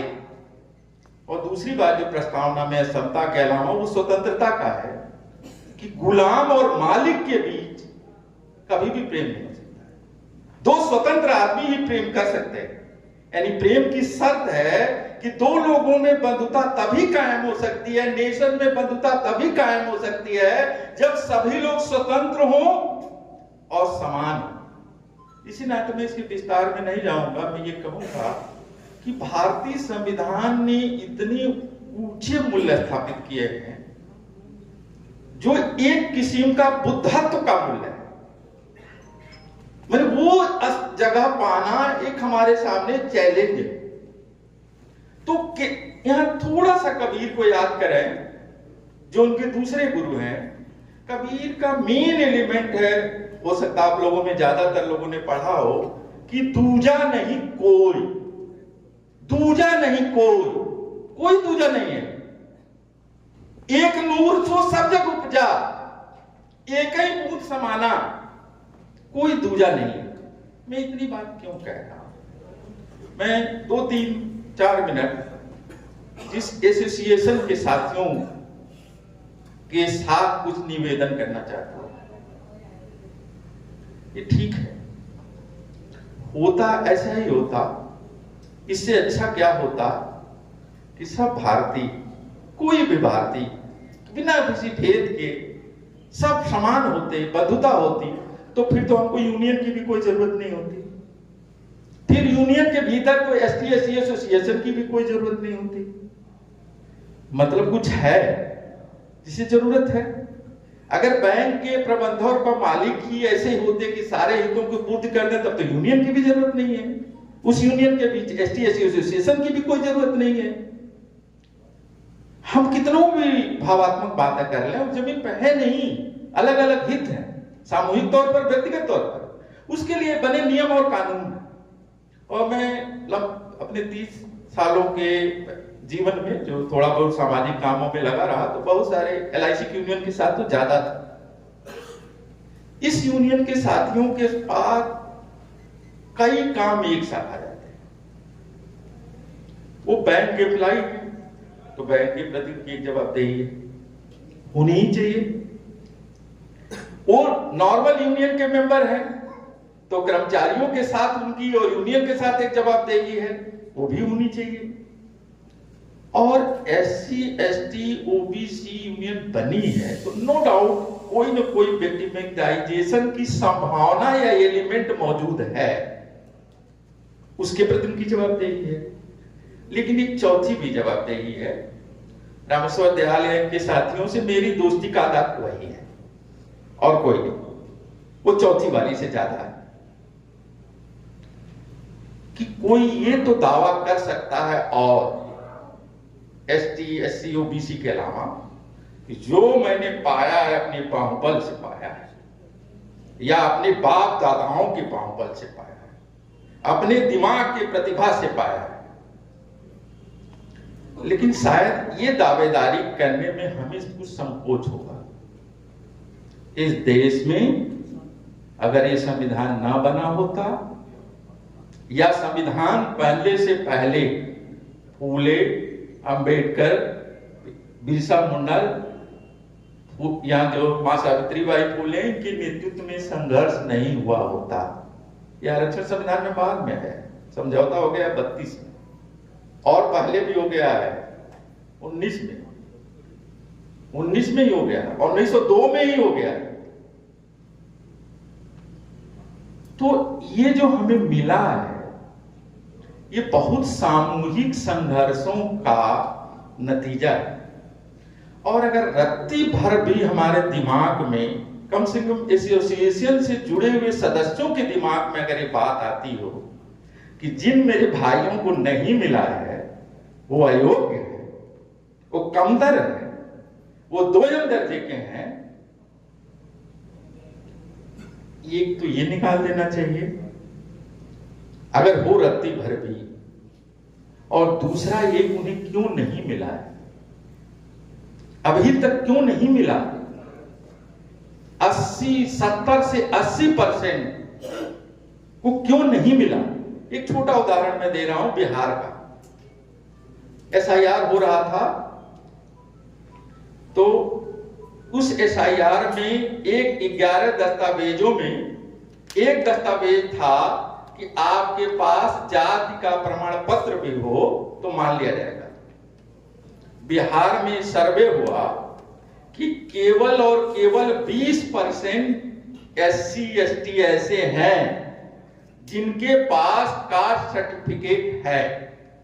सीधी सी बात यह है कि 75 सालों में इस सर्टिफिकेट से जुड़ा हुआ कोई फायदा केवल 20% लोगों तक पहुंचा। तो एक जो हमारी ये जिम्मेदारी है कि वो जो भाई हमारे पीछे छूट गए हैं, जो उस ऐतिहासिक वंचनाओं के शिकार होकर छूट गए हैं, जिनसे वंचनाओं से कुछ रास्ता निकला तो हमको यहां की जगह मिल गई है, उन वंचनाओं से कैसे बाहर आए। एक छोटी बात और, जब मैं कहता हूं कि समता मानना थोड़ा मुश्किल है, जैसे हमको लगता है कि हम पुरुष हैं तो कोई जात के आधार पर कोई अपर कास्ट या पिछड़े के बीच का ही कोई हमारे साथ 2 दर्जे का व्यवहार करता है तो हमको बहुत बुरा लगता है और हम कहते हैं संविधान का उल्लंघन करके अपने को श्रेष्ठता बोध के आधार पर हमसे व्यवहार कर रहा है। लेकिन जो ही हम किसी स्त्री से व्यवहार करना होते हैं भूल जाते हैं ये संविधान तो उतने ही बराबरी से वो भी इक्वलिटी की बात कर रहा है। और तीसरा जोर जानना चाहूंगा कि ST समुदाय भले ही संख्या में कम हो, भले ही हमारी यूनियन में कम हो, लेकिन उसके संकटों, उसकी परेशानियों, उसके दुख दर्दों को समझने के विशेष कार्यक्रम अभियान हमारे सामाजिक दायित्व का हिस्सा बनता है। और अंतिम बात मैं ये आप लोगों के सामने रखना चाहता हूं कि हम लोग जो संविधान का प्रस्तावना पढ़े उसमें ज्यादातर प्रस्तावना के हिस्से डॉक्टर अंबेडकर ने एक चेतावनी दिया था पहले ही कि अगर सामाजिक गैर बराबरी और आर्थिक गैर बराबरी खत्म नहीं हुई तो ये संविधान और डेमोक्रेसी फेल कर जाएगा। और जिस प्रस्तावना का हम पाठ कर रहे थे, उस प्रस्तावना के कई बिंदु, संप्रभुता, राष्ट्रीय संप्रभुता, पहला जो वाक्य है, गहरे संकट में है। इस देश की राष्ट्रीय संप्रभुता गहरे संकट में है। इस देश का गणराज्य गहरे संकट में है। इस देश का लोकतंत्र गहरे संकट में है। और धर्मनिरपेक्षता और उपासना की स्वतंत्रता तो करीब करीब खत्म हो चुकी है। और बात जहां से शुरू किया था, मैं वहीं खत्म कर रहा हूं। बैंक कहीं आसमान में नहीं है। नेशन नहीं बचेगा, संविधान नहीं बचेगा, तो बैंक ऑफ इंडिया बच जाएगा। हाँ, अगर स्वार्थ इतने तक सीमित है कि हमारी नौकरी तो बची रहेगी और शायद पेंशन भी मिलती रहती, तब तो कोई बात नहीं। लेकिन अगर लार्जर इंटरेस्ट में हम सोच रहे हैं, और एक और बात कि इन समुदायों का बौद्धिक वर्ग जो सामाजिक नेतृत्व करेगा, वो कोई आसमान से नहीं आएगा, आप ही लोगों के बीच से आएगा, जो संविधान के मूल्यों, बाबा साहब के मूल्यों के लिए काम करेगा। तो बैंक के प्रति आपकी लॉयल्टी हो। आप हैं तो बैंक है, बैंक है तो आप हैं, नेशन है तो आप हैं, संविधान है तो बैंक है तो आपकी नौकरी है, ये जो और समाज है तो राष्ट्र है और ये बैंक है। इन रिश्तों को के बीच की किसी कड़ी को भूल ना जाए। इस समय कॉन्फ्रेंस की सफलता की बधाई, मंगल कामना। मुझे थोड़ा अवसर मिला, धन्यवाद। फिर से लास्ट में, कपड़े पे ना जाए, जूते पे ना जाए, टोपी पे ना जाए, आदमी को आदमी की तरह पहचानने की कोशिश करें। शुक्रिया। आपने हम सभी को सकारात्मक बदलाव की दिशा में आगे बढ़ने की प्रेरणा भी दी। इस अवसर पर बाबा साहेब के दो प्रेरक शब्द याद आते हैं। समानता भले कल्पना लगे, पर इसे अपना आदर्श बनाना ही होगा। इसी संख्या में हम आगे बढ़ते हुए श्री ब्रिजभूषण जी, आईबॉक एक्स प्रेसिडेंट जी का स्वागत करते हैं और उनसे दो शब्द की आशा करते हैं। धन्यवाद साथियों। जय भीम, जय भीम, जय Bhim. Doctor B R Ambedkar, doctor B R Ambedkar, doctor B R Ambedkar. साथियों, मैं धन्यवाद देना चाहूंगा रामेश्वर दयाल जी और उनकी टीम को कि जिन्होंने मुझे यहां आमंत्रित करके ये सौभाग्य देने का प्रयास किया कि मैं बैंक ऑफ इंडिया की इस कॉन्फ्रेंस में शरीक होकर के आपके विचारों से कुछ सीख करके जाऊंगा। मंच पे बैठे हमारे आदरणीय सम्मानित मंच, जिन्होंने अपने विचारों से आप सबको अभिभूत किया है, मैंने बहुत सारी बातों पर विचार करते हुए, क्योंकि समय का अभाव हो सकता है, उतना बड़ा भाषण तो मैं नहीं दूंगा, क्योंकि डॉक्टर सिद्धार्थ के बोलने के बाद में जो अर्थ हम लोग समझ सकते हैं, जिस पीड़ा को हम लोग समझ सकते हैं, जिस दर्द को हम समझ सकते हैं, वो शायद विचारणीय हो और हम लोग उस पर विचार करते हुए आगे बढ़े। मैं उनको काट नहीं सकता, उनके विचारों से आगे बढ़ नहीं सकता, क्योंकि उनके तो महान विचार हैं और ऐसे विचारों पे हमें अमल करना चाहिए। साथियों, मैं यूनियन बैंक ऑफ इंडिया का स्टाफ हूं, वहां से मैं रिटायर हुआ था 1 साल पहले। मैं अपनी बैंक में union bank SC/ST employees welfare association का ऑल इंडिया का जनरल सेक्रेटरी रह चुका हूं, ऑल इंडिया का प्रेसिडेंट रह चुका हूं, ऑल इंडिया का मैं चेयरमैन रह चुका हूं और दिल्ली में आईबॉक का जनरल सेक्रेटरी यूनियन बैंक में रह चुका हूं। मुझे बहुत सारे क्षेत्रों में काम करने का मौका मिला। अभी ऑल बैंक्स की मीटिंग के अंदर भी हम लोग एक साथ मिलते रहते हैं, अपने विचार आदान प्रदान करते रहते हैं।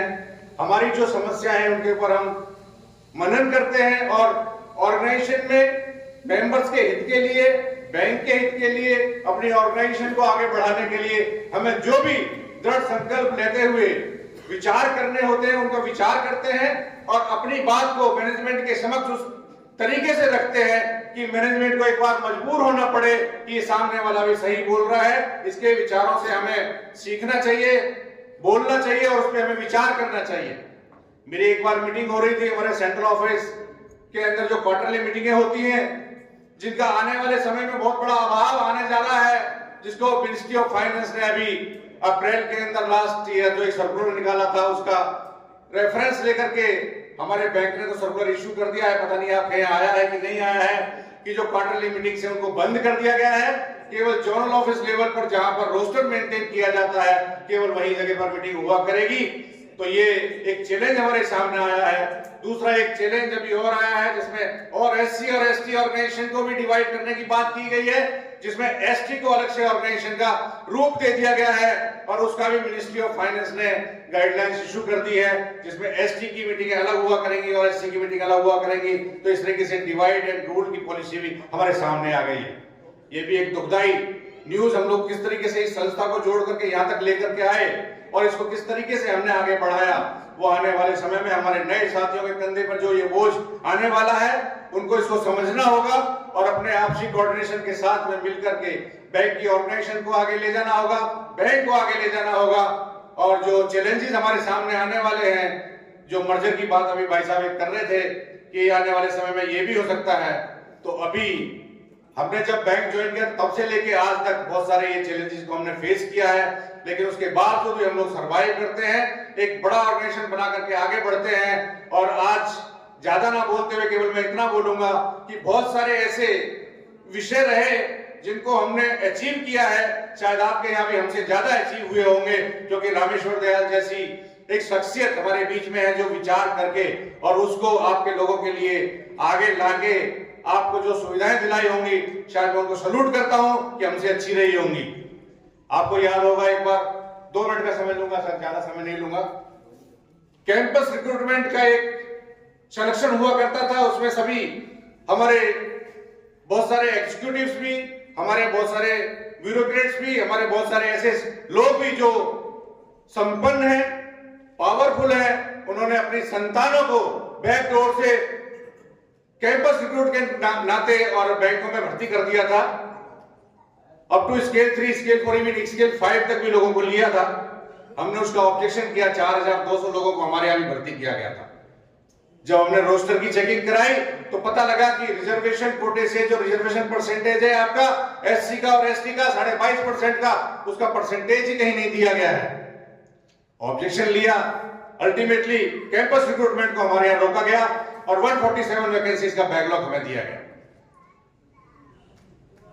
रिजर्वेशन इन प्रमोशन की जहां तक बात है, केवल क्लर्क से ऑफिसर तक का हमारे यहाँ रिजर्वेशन होता है, कोई दूसरा रिजर्वेशन हमारे यहाँ नहीं मिलता। कोई स्केल 1 ओनली एक ही जगह मिलता है, लेकिन एक धारणा ऐसी बनी हुई है कि हम लोग यहाँ से चढ़ करके वहां पहुंच जाते हैं। बहुत सारे अभी तो यूसीसी का, आपके यूजीसी का आपके सामने मुद्दा चल रहा है, मैं उस पर नहीं जाना चाहता। जो लोग पढ़ते हैं, जो लोग लिखते हैं, जो लोग जानते हैं, वो उस चीज को समझ सकते हैं। हमने भी अपने यहाँ स्केल 3 तक ट्रेनिंग दी जाती थी, हमने उसको एजीएम लेवल तक ट्रेनिंग दिलाया। ऐसे बहुत सारे इश्यूज जो आते हैं तो ऑर्गेनाइजेशन उस चीज में काम करती है। कभी कभी दुख होता है जब डिस्क्रिमिनेशन की बात आती है, तो हमने मुद्दा रखा सर इस आदमी का ऐसे हो गया, इसको ऐसे करिए। तो हमारे सीजीएम साहब एचआर ने कहा, भैया मैं कास्ट देख के तो कुछ नहीं करता हूं। हमने सीधा जवाब किया, साहब आप कास्ट देख के नहीं करते हैं, यही तो एक दुविधा है कि आपको कास्ट देख के ही करना चाहिए, क्योंकि कास्ट देख के करेंगे तो डिस्क्रिमिनेशन नहीं होगा। कास्ट नहीं देखते हैं तभी डिस्क्रिमिनेशन होता है। अब आप उसको ऐसे समझ लीजिए, ऐसे समझ लीजिए, कहना बड़ा आसान होता है कि हम कास्ट देख करके काम नहीं करते हैं, लेकिन मैंने उसको दूसरी तरीके से समझाया और मेरी बात को समझ गए। उन्होंने अपने मुझे केबिन में बुलाया, तुम कहना क्या चाहते थे? मैं साहब मैं ये कहना चाहता हूं, आप एक बार देख के करेंगे रिकॉर्ड तो शायद ये गलती नहीं होगी। आप एचआर वाले उन लोगों से पूछ सकते हैं कि साहब मेरे साथ ऐसा क्यों हुआ।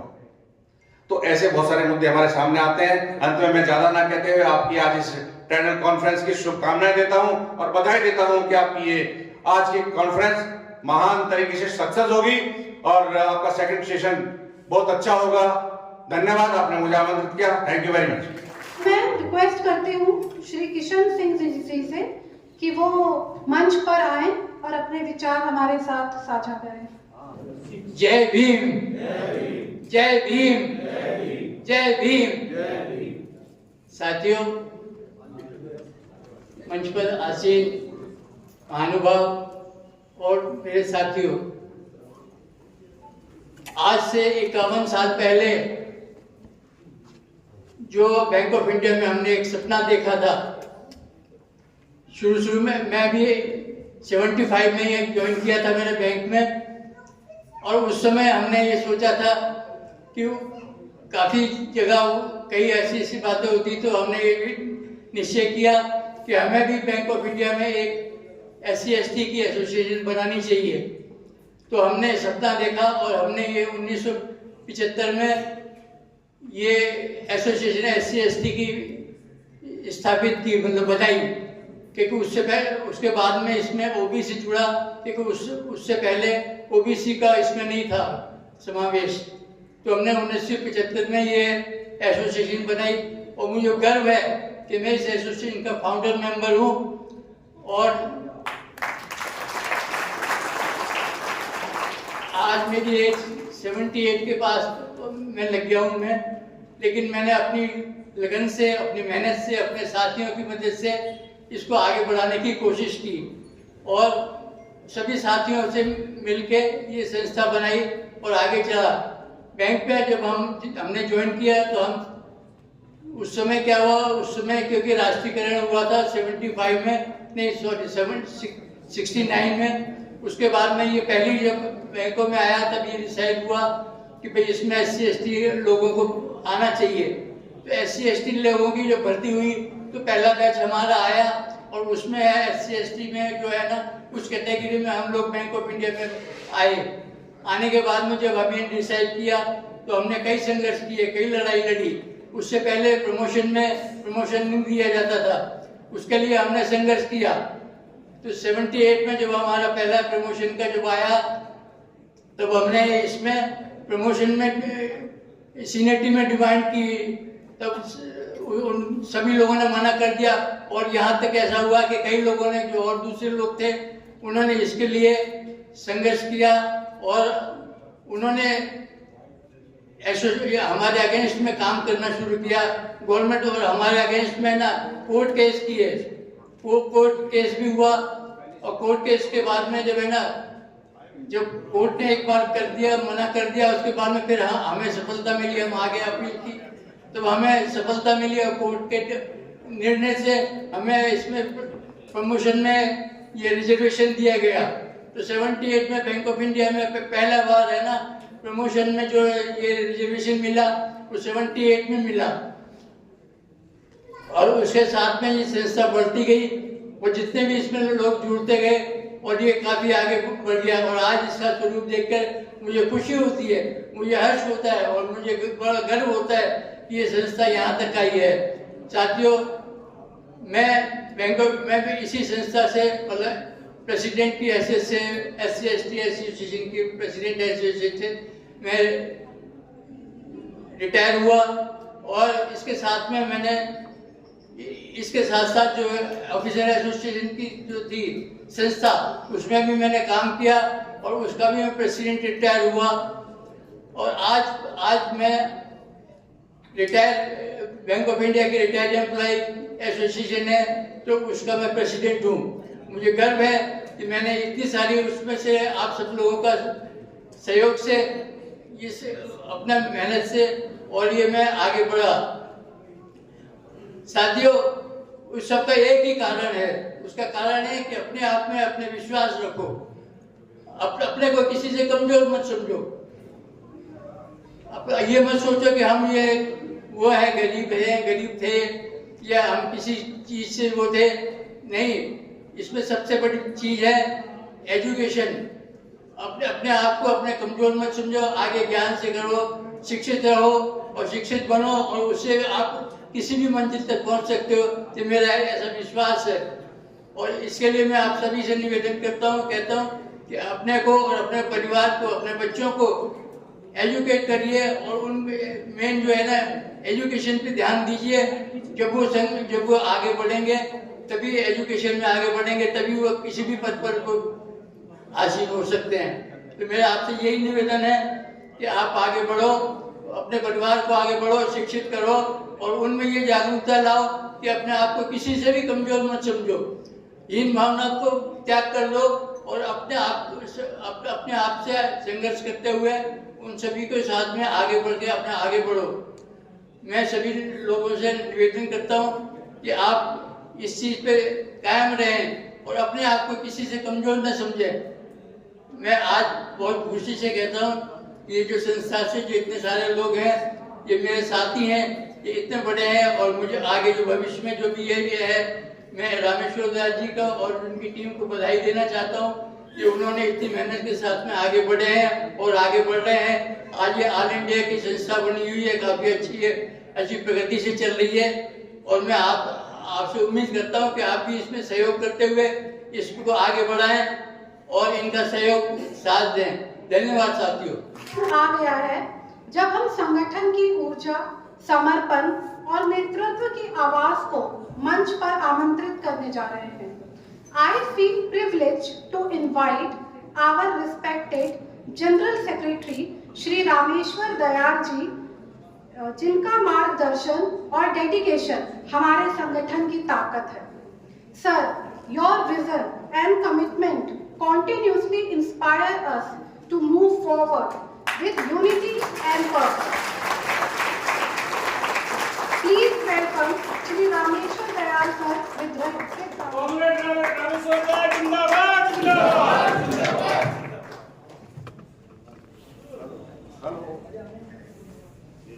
हेलो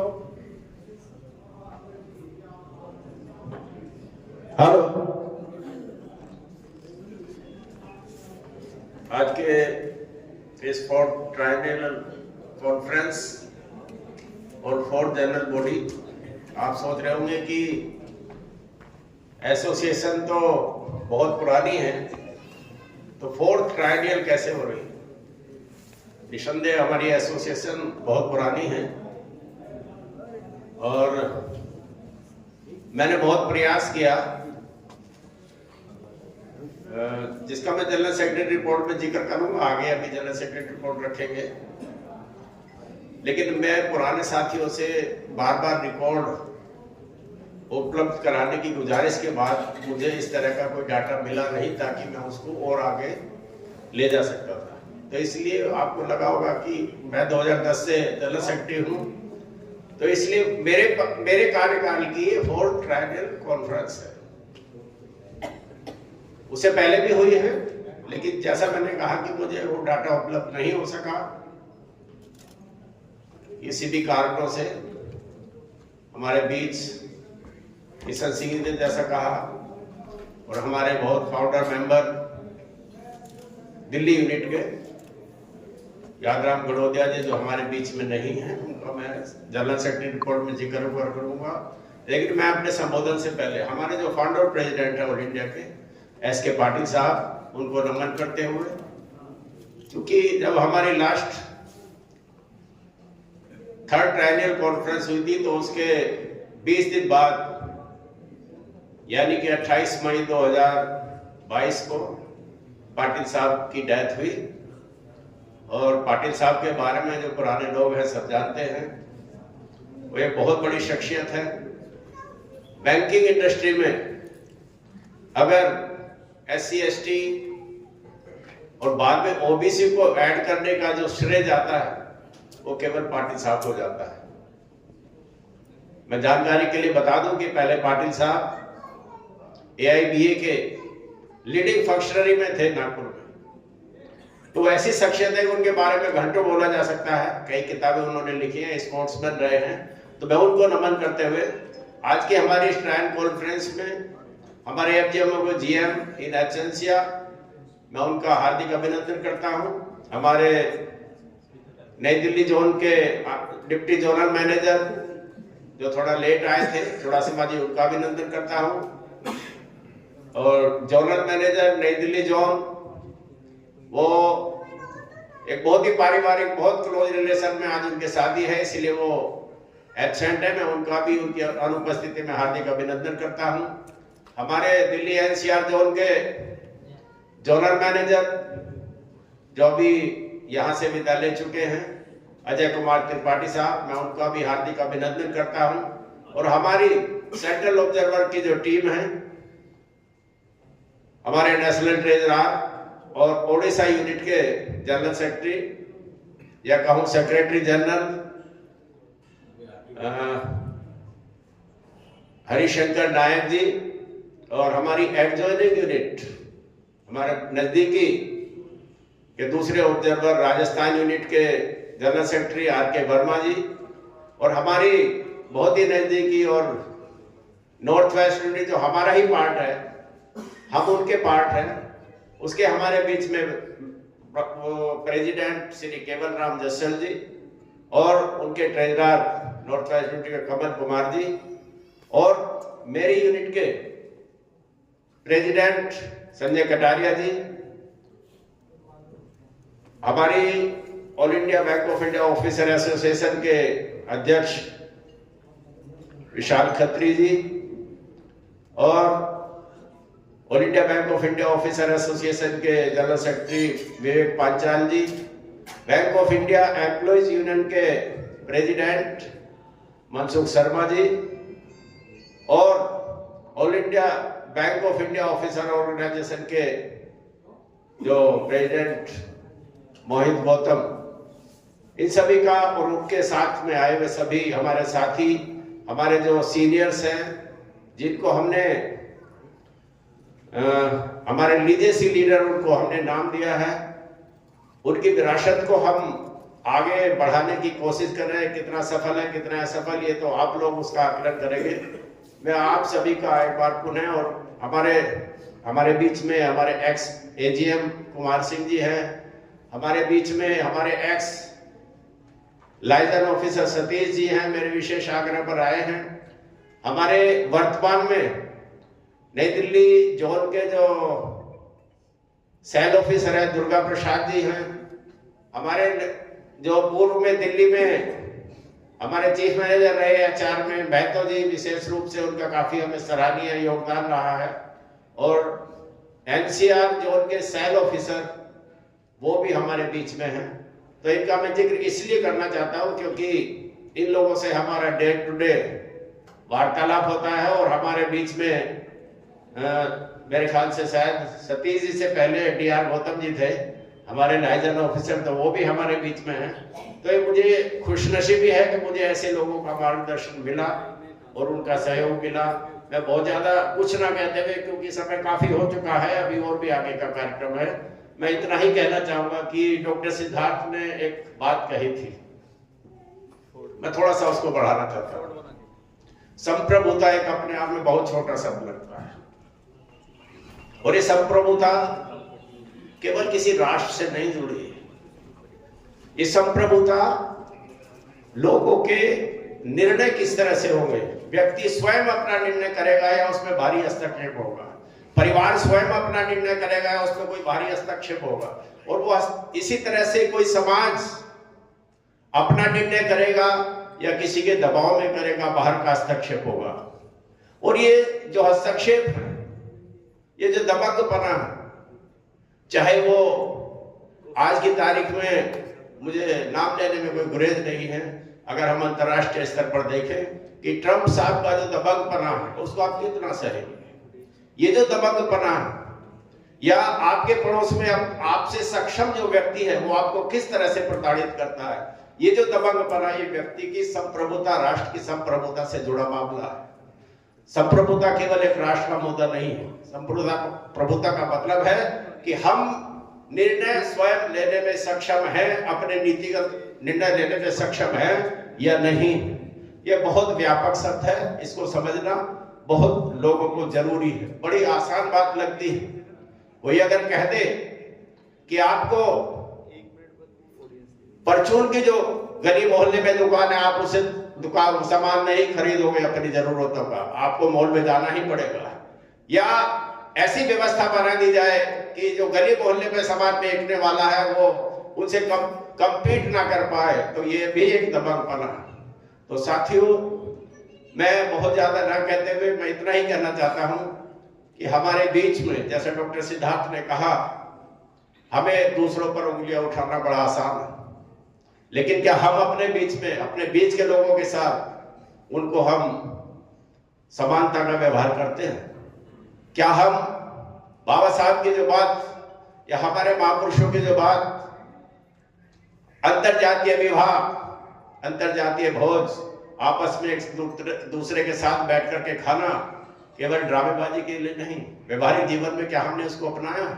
आज अगर कोई दूसरा पक्ष उस तरह का आचरण करता है तो हमें बड़ी पीड़ा होती है, लेकिन हम अपने भाइयों के साथ क्या कर रहे हैं? हमने आपस में जितनी भी बिरादरियां उनके साथ क्या हमने रोटी बेटी का संबंध बनाया है? उनके साथ संवाद किया है?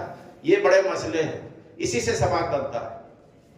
ये हम लोग तो नौकरी करके चले गए, आप लोग में से भी कुछ लोग चले जाएंगे, लेकिन समाज, जैसा डॉक्टर सिद्धार्थ ने जिक्र किया कि अगर हम सामाजिक गैर बराबरी को, आर्थिक गैर बराबरी को कायम नहीं कर पाए तो ये राजनीतिक स्वतंत्रता हमारी खतरे में पड़ जाएगी। बाबा साहब ने इसकी चेतावनी संविधान सभा में दे चुके हैं और वो हमें चारों तरफ दिखाई दे रहा है। तो ये सवाल केवल नौकरी पेशा लोगों से नहीं जुड़ा है, हमारे पीछे जो समाज है उनके लिए हमने क्या सोचा है? हमारे बीच में कैजुअल वर्कर हैं, उनके लिए हम क्या कर पा रहे हैं? क्या हम उनको, हमारे ही कुछ मैनेजर हैं होंगे जो उनको, जो सरकार द्वारा जो डेली वेजेस के लिए जो एक फिक्स अमाउंट है वो रिवाइज होता है 6 महीने में, उसको देने में भी हम कतराते हैं। हमारे अपने खुद के लोग कई सोचते हैं कि मैं एक आदमी के बदले उतने ही अमाउंट में 2 लोग रख लूंगा, तो ये एक तरह का शोषण है। और अगर वो शोषण हमारे द्वारा हो तो उससे बड़ा कोई गुनाह हो नहीं सकता। फिर हमें कोई मॉरल अथॉरिटी नहीं है कि हम किसी को कहें कि हमारे साथ जाति होती है। नारी स्वतंत्रता, मैंने बहुत प्रयास किया कि महिलाएं हमारे बीच में आए, जो युवा पीढ़ी है वो आगे आए, और मेरा प्रयास है, मैं पिछले 3 साल से लगातार, क्योंकि मेरे पास सामाजिक फील्ड का काम बहुत ज्यादा है, मैं लगातार कोशिश कर रहा हूं कि ये लड़के आगे आए और इस विरासत को संभालें। लेकिन इस बार मैंने एक निर्णय लिया कि इन्हीं को करना है। मैंने एक कमेटी बनाई कि भाई आपको ही ऑर्गेनाइज करना है, जहां कहीं मुझे लगे कुछ समझ आएगी, मुझे कोई हस्तक्षेप की जरूरत होगी तो मैं करूंगा, जहां मेरी आपको लेकिन डिसीजन आपको लेने स्टार्ट करने होंगे, क्योंकि बहुत दिन तक ऐसा चल नहीं सकता। अगर आप रोटेट नहीं करते, बाबा साहब के शब्दों में कहूं कि स्थायी शासक वर्ग की, अगर देश में कोई भी स्थायी शासक वर्ग है या नेतृत्व पूजा आप करते हो तो समाज के पतन का कारण बनता है। ये हर जगह लागू होता है। रोटेशन आप नहीं करेंगे, आप प्रतिस्थापित नहीं करेंगे, चेंज को स्वीकार नहीं करेंगे, तो वो नेतृत्व नहीं है। एक चतुर और चालाक नेतृत्व अपने इर्द गिर्द बोले लोगों को इकट्ठा करता है। लेकिन मेरा प्रयास है कि मैं ऐसे कार्यकर्ताओं का निर्माण करूं, लेकिन जो मैं कमी महसूस कर रहा हूं वो यह है कि एक पद लेने की प्रतिस्पर्धा तो मैं पूरे समाज में देखता हूं। आज हमारे यहाँ का नई कार्यकारिणी का गठन भी होना है, बहुत सारे लोग आने के इच्छुक भी हैं, रहते हैं, लेकिन क्या उन्होंने वो बता सकते हैं मुझे, ऐसे बहुत से लोग, कि भारत सरकार ने बाबा साहब की कितनी पुस्तकें छापी है? शायद नाम पता होना तो दूर, संख्या पता नहीं होगा।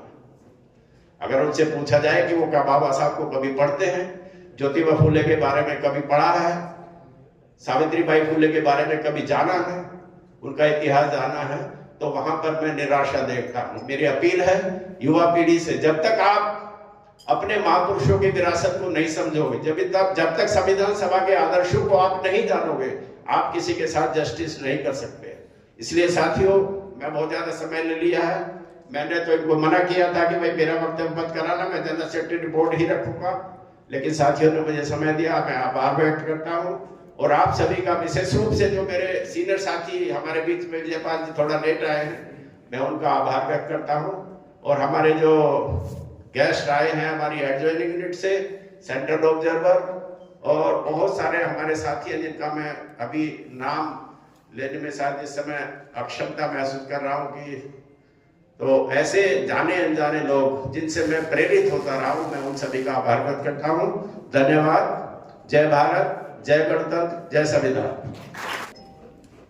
आपके शब्दों ने पूरे सभागार में नई ऊर्जा, विश्वास और संगठन के प्रति समर्पण की भावना बढ़ती। ऐसे विचार हमें याद दिलाते हैं कि जब नेतृत्व मजबूत हो तो हर कदम प्रगति की ओर बढ़ता है। Once again, thank you so much, sir. अब इसी कड़ी में हम आगे बढ़ते हैं और पूरे सम्मान के साथ आमंत्रित करते हैं श्री विवेक पांचाल जी का, जो general secretary bank of India officer association, तो अपने विजन और प्रतिबद्धता से हमें सभी को एकजुट होकर आगे बढ़ने की प्रेरणा देते हैं। Please welcome Vivek Panchal.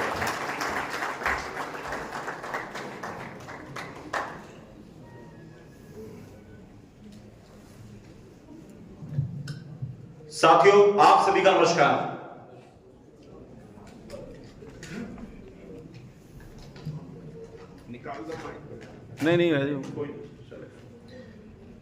मैं Vivek Kumar Panchal, Bank of India officers association Delhi unit की ओर से SC ST OBC संघ के वर्तमान महासचिव रामेश्वर दयाल सर, अध्यक्ष संजय कटारिया जी और हमारे सम्माननीय GM लोकेश कृष्णा जी, दिल्ली NCR के जोनल मैनेजर अजय त्रिपाठी जी, हमारे दिल्ली जोन के DZM हिरेंज इन एब्सेंशियम और तमाम इस मंच पर विराजमान सभी गणमान्य अतिथियों और हमारे प्रिय सदस्यों का हार्दिक अभिनंदन करता हूं, आभार व्यक्त करता हूं कि आपने मुझे इस मंच के माध्यम से अपने विचार रखने का अवसर प्रदान किया।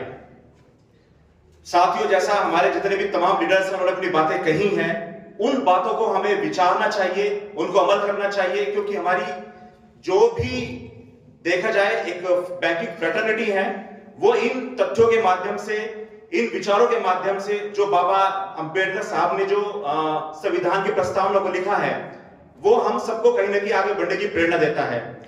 आज की जो बैठक है केवल हमारी वार्षिक गतिविधियों की समीक्षा तक सीमित नहीं है, बल्कि हमारे उद्देश्यों, हमारी आकांक्षाओं और हमारे भविष्य की दिशा को तय करने का एक सशक्त मंच है। हम सभी का यहां एकत्र होना इस बात का प्रमाण है कि हम सब एकजुट हैं।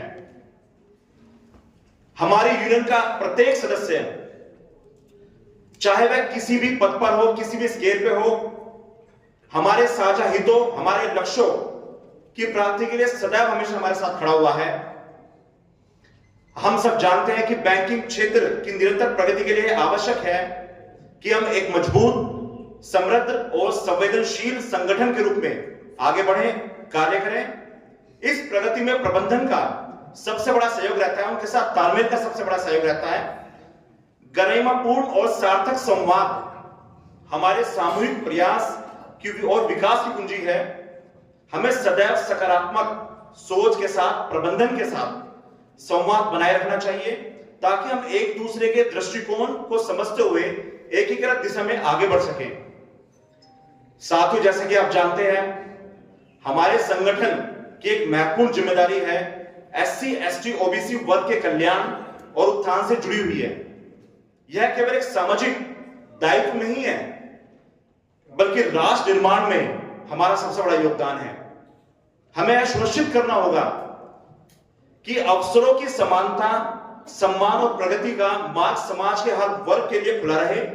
एक सशक्त और समावेशी समाज ये एक मजबूत राष्ट्र का निर्माण करता है, उसका आधार बनता है। मैं आप सभी से विशेष आग्रह करता हूं कि हम प्रत्येक सदस्य कम से कम एक ऐसे परिवार का मार्गदर्शन करें, एक और संकल्प ले जो SC ST OBC वर्ग से आता हो। शिक्षा, करियर, वित्तीय जागरूकता या किसी भी रूप में हम उनका हाथ थामते हैं, तो यह न केवल परिवार के भविष्य को उज्जवल बनाता है, बल्कि देश की समग्र प्रगति में भी सहायक होता है। साथियों, जैसा कि हम जानते हैं कि हाल के समय में हम देख रहे हैं, आप सबने भी देखा भी होगा, जो PLI परफॉर्मेंस लिंक इंसेंटिव जो केवल स्केल 3 तक सीमित करने का प्रयास किया जा रहा है। मैं आपसे कहना चाहता हूं, कहीं ना कहीं यह हमारे बीच के विभाजन की रेखा को खींचना जैसा प्रतीत होता है। लेकिन मैं इस मन से स्पष्ट आश्वासन देना चाहता हूं आप सभी को कि हमारा जो संगठन किसी भी विभाजन को स्वीकार नहीं करेगा। हम सभी स्केल के पदाधिकारियों, अधिकारियों के हितों की रक्षा के लिए हमेशा प्रतिबद्ध रहे हैं और हमारा सतत प्रयास रहेगा कि PLI का लाभ प्रत्येक सदस्य तक पहुंचे। ये हमारी जिम्मेदारी बनती है और इस जिम्मेदारी का हम निर्वहन करेंगे।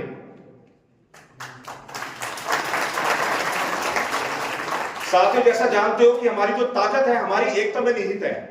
यदि हम साथ हैं तो किसी भी नीति से हम बट नहीं सकते। जैसा कि हम सभी ने देखा है कि बीते वर्षों में बैंकिंग क्षेत्र ने अनेक चुनौतियों का सामना किया है, लेकिन हर एक चुनौती एक अवसर लेके आती है। तो हमें उन चुनौतियों को हमें अवसर में बदलना होगा। हमारे कर्मचारी जो हमारे संगठन के बहुत मूल स्तंभ है, उनकी भलाई, स्वास्थ्य, सुरक्षा और बेहतर कार्य परिवेश सुनिश्चित करना हमारी सर्वोच्च प्राथमिकता है। उपस्थित प्रबंधन के सभी अधिकारियों से मैं विनम्र निवेदन करता हूं कि वे हमारे सुझावों और विचारों को गंभीरता से लें, उन्हें सुने और विविध अनुभव और दृष्टिकोण ही सशक्त निर्णयों का आधार बनता है। वर्तमान समय जो आप जानते हैं इनोवेशन और टेक्नोलॉजी का है। हमें यह सुनिश्चित करना होगा कि बदलते बैंकिंग परिवेश के साथ हमारे कर्मचारियों के कौशल भी निरंतर उन्नत होते रहे। इसके लिए सभी स्तरों पर प्रभावी प्रशिक्षण कार्यक्रम अत्यंत आवश्यक हैं, ताकि हम भविष्य की चुनौतियों का जो सामना है वो पूरे आत्मविश्वास के साथ कर सकें। आज मैं एक अत्यंत महत्वपूर्ण विषय 5 दिवसीय बैंकिंग पर भी आपका ध्यान आकर्षित करना चाहता हूं। यह केवल हमारे पेशेवर जीवन से जुड़ा मुद्दा नहीं है, बल्कि हमारे समाज में कार्य संतुलन, जीवन संतुलन, कार्य क्षमता और ग्राहकों की सेवा की गुणवत्ता से भी संबंधित है। यद्यपि इस विषय पर अभी तक सरकार का कोई अंतिम निर्णय अभी नहीं लिया गया है, परंतु मैं आपको विश्वास दिलाता हूं कि हमारे प्रयास निरंतर जारी हैं। हमारे आंदोलन और हड़तालें इस बात का प्रमाण है, जो आपने देखा होगा कि हम अपने अधिकारों और हितों के प्रति हमेशा सजग रहे हैं और प्रतिबद्ध। मुझे पूर्ण विश्वास है कि धैर्य, एकता और निरंतर प्रयास के बल पर अपनी मांगों को हम अवश्य पूरा कर सकेंगे। मैं अंत में आपसे फिर एक बात दोहराना चाहता हूं कि हमारी सबकी एकजुटता, हमारा सामंजस्य और पारस्परिक जो सम्मान हमारे विकास की सफलता की कुंजी है। आइए हम सब एक ऐसे उज्जवल भविष्य की ओर अग्रसर हो, जहां हमारा बैंक न केवल आर्थिक रूप से सशक्त हो, बल्कि एक ऐसा संस्थान बने जहां कर्मचारियों का कल्याण सर्वोच्च प्राथमिकता हो। हम एक परिवार है और परिवार की शक्ति उसकी एकता में निहित होती है। एकजुट होकर हम बैंकिंग क्षेत्र में, समाज में, दोनों में सकारात्मक बदलाव ला सकेंगे। तो मैं ये कहना चाहता हूं कि हम सब अपने संगठन को मजबूत करें, और संगठन को मजबूत करने के लिए हमें किसी भी लेवल पर अगर नेगोशिएट करना है गवर्नमेंट से, तो हम सब एक साथ खड़े होकर हमेशा जितने भी हमारे मुद्दे होते हैं, जितने भी हमारे मेंबर्स के वेलफेयर के लिए जो भी योजनाएं होती हैं, उन योजनाओं की में जागरूकता लाने के लिए हम सभी को हर एक माध्यम के साथ, हर एक रिसोर्स के साथ आगे बढ़ना चाहिए। यही मेरी गुजारिश है आपसे। साथियों, सभी का धन्यवाद। आज के सभा के आदरणीय अध्यक्ष महोदय श्री संजय कटारिया सर, समिति के अन्य सदस्यगण और यहाँ उपस्थित एसोसिएशन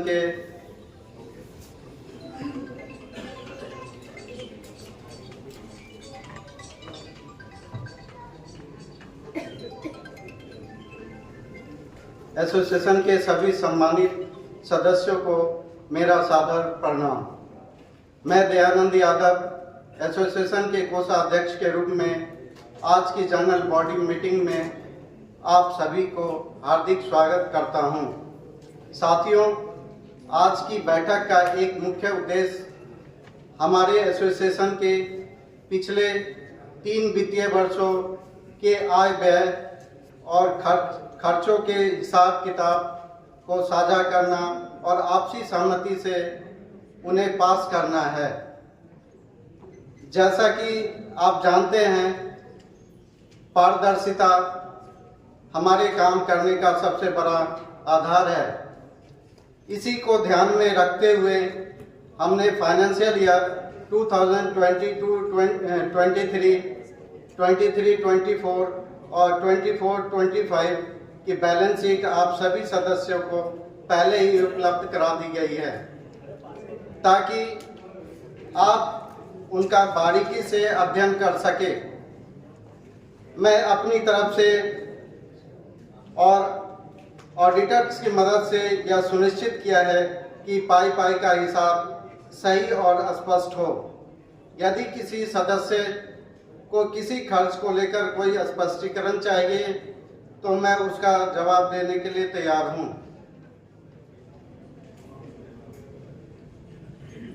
अब मैं सदन के सामने प्रस्ताव रखता हूं कि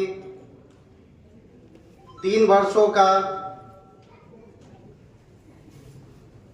इन खातों और खर्चों के विवरण को विधिवत रूप से पास किया जाए। आप लोगों की सहमति चाहिए और अगर आप लोग जोर से ये बोलेंगे कि पास, 3 बार बोलेंगे पास पास पास। Thank you. मुझ पर भरोसा जताने के लिए मैं पूरी कार्यकारिणी समिति और आप सभी सदस्यों को आभार व्यक्त करता हूं। आपके सहयोग के बिना यह सुचारू प्रबंधन संभव नहीं था। धन्यवाद। जय हिंद।